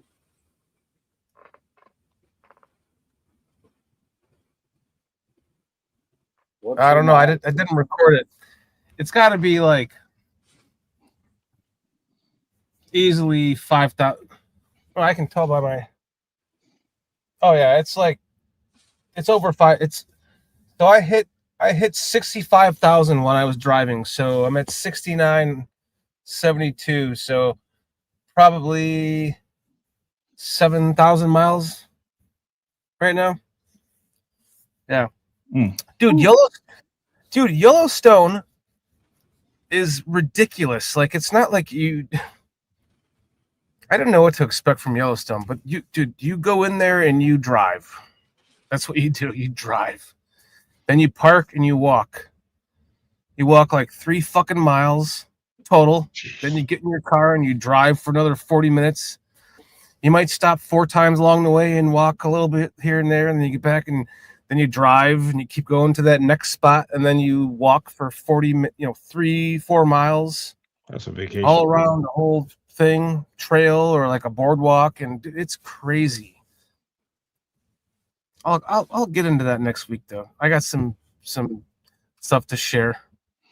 Next week will be a fun show. I'll tell you that much. I'm leaving early, Siege. I'll be out next week too. Yeah, I think I'll be gone next week myself. I'll do it myself then. I have more than 18 viewers right now. I'll tell you that much.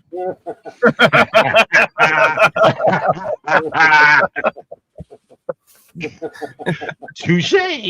Yeah.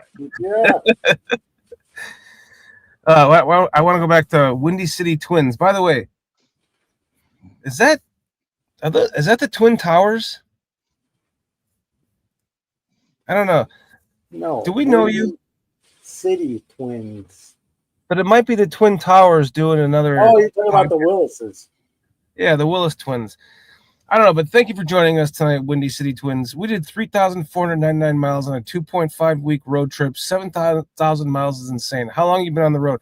So I drove from Atlanta all the way up to Yellowstone, but then parked the camper and then drove the truck into Yellowstone and drove 150 miles a day around Yellowstone. Wow. And then back, and then like the entire trip has been in my vehicle driving. And once I got to Yellowstone, like, so I leave Atlanta, I drive 6 to 9 hours, camp overnight, drive 6 to 9 hours, camp overnight, 6 to 9 hours, camp overnight, get to drive into Yellowstone, drive to this point, look at it, hike 3 miles, drive out, go back in the next day, drive 50 miles this way, check everything out, drive 50 miles back. Because once you go into Yellowstone, it's not like you have to go to a point and either keep going all the way around in a circle, like 150 miles or something, or you just drive back. It's crazy. Yellowstone is crazy, man. It's insane. Yeah. In many ways, it's insanely beautiful, and it's just a lot of. You know what? It's a younger man's vacation. I'll tell you that much. I'm just saying. I mean, this is a popular place with the brothers. If you're over 50, don't go to Yellowstone. Hey, Foster. Guess you had to stop going to Yellowstone back 4,950 years ago.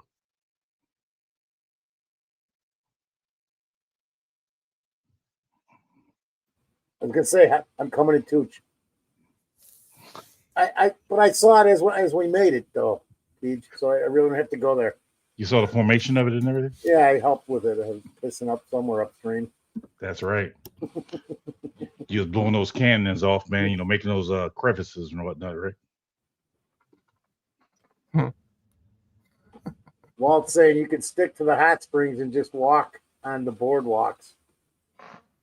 Did you do any of that? Oh, you did? I did. You walked on the All right. boardwalk. Okay, all right. But they're like, it's like a 1.5 mile walk. Yeah. Real popular there with the brothers. Yeah. Mm-hmm. Imagine going through there about 100 years ago with no car. Okay, 150. Yeah. Yeah. PJ, Hmm? I saw like a total of 3 black couples the entire trip.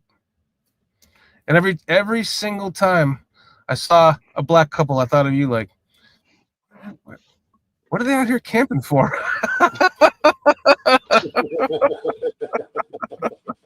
Why go camping when I have a perfectly fine house right here? You know what I'm saying? I mean, come on, man, come on. What? I want to go sleep in the woods. Don't only bears sleep in the woods? That's hilarious. So yeah, never quite got the camping thing there. I did see some bears, which is cool. Yeah, Chicago Bears. like I said, No, I told you not a real popular place. 2 weeks ago. Yep. My wife kept saying, I just want to see a bear. I just want to see a bear. So finally I'm like, bears. She's like, where? I'm like, training camp started yesterday. Ooh, that must have been a cold. But it must have been a messed up couple hours after that one. I bet that was a good conversation. Oh, no, as well. she left. I'm joking. Yeah, you know, I think what's his name? What are we doing here, gentlemen? Well, no, what's his name? His name Jason? I think he ruined all camping trips for the brothers. Jason? Yeah. Jason, talking about the movie. Yeah. Yeah. You All know, right. What was that? Crystal Lake? Friday the 13th. Yep. Yeah. Crystal Lake. Yeah. Kind of ruined all camping trips for the brothers. Like, hey, man, you want to go camping? Nope. Nope. Oh, let's go camping. You just have to watch out for animals. One thing I've learned. Congratulations and good night, Steve. There's about 3 animals I don't want to be nowhere near. One's a cougar, the other one's a tiger, and the next one's a bear. Because I can't. What if the cougar has money? Hey, then you marry her. Give her my number. Right, then you marry her. But no, you just you know, you can't outrun them. You can't out climb them in a tree, and you can't outswim them. So I'm not. You can shoot them right between the eyes, though. Who are you, sharpshooter Dan? You don't even know how many awards I've won. Never asked. Sure, you get it. It's sawed off. 16 gauge double pump. All right, guys, I'm out of here. I'm going to bed. I have another 7-hour drive tomorrow. You guys can wrap this up without me. I love you and appreciate you. Congratulations to Steve Rogers for winning the ticket tonight. That's amazing. Yes. I will see you bright and fresh, ready to go next Thursday on BCP. I'm out, guys. Love you, brothers. Wow, get the fuck out, Dan. Oh, Man, that was quick, wasn't it? He already been jumped on out of there, didn't he? Yep. You know what that is? He's back. An Irish goodbye. Yeah. So Honestly, my internet sucks, so I just have to get out of here. Love you guys. Yeah, somebody told me it's time to go to bed. We ain't gonna say no names, so. Mine ain't too good either tonight. Meow. Oh.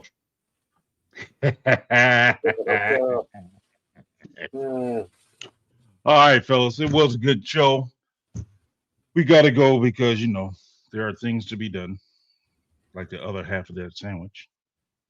Just any hit me up. Thanks, Carl, for producing. Thank you for doing the giveaway for the ticket. Thanks to our guests, Walt. Appreciate having you on, man. Good seeing you again, as always. Foster, man, my brother in the struggle, man. I appreciate you. Although you've been in the struggle a lot longer than I have. So thanks for coming in. I was just saying, great job, Peach, Carl, Walt. Thanks for the pictures, Plank. Yes. Congratulations, Steve. Good fucking job, Foster. Yes, Walt. Walt as well. Thank you so much. But Plank for taking all those pictures, and he texted them to me. I haven't talked to Plank in weeks. I just all of a sudden got like 40 pictures sent to me. I was like, oh my god, what is this? But thank you so very much. Steve Rogers is our winner tonight, right? Congratulations, Steve Rogers. If you feel so inclined, if you're watching this, I know you said you had to get out of here. Send over some pictures, man. Email him, text him if you got Dan's number or whoever. I'm sure you do. I would be happy to show whatever pictures you collect from that ticket on the show. Truly appreciate it. Please do. Yes. All right, fellas. With that being said, Foster, any other last words? Stay safe, everyone. Carl? Fuck Green Bay. Next question. And a 1, a 2, a 3. There's. Goodbye.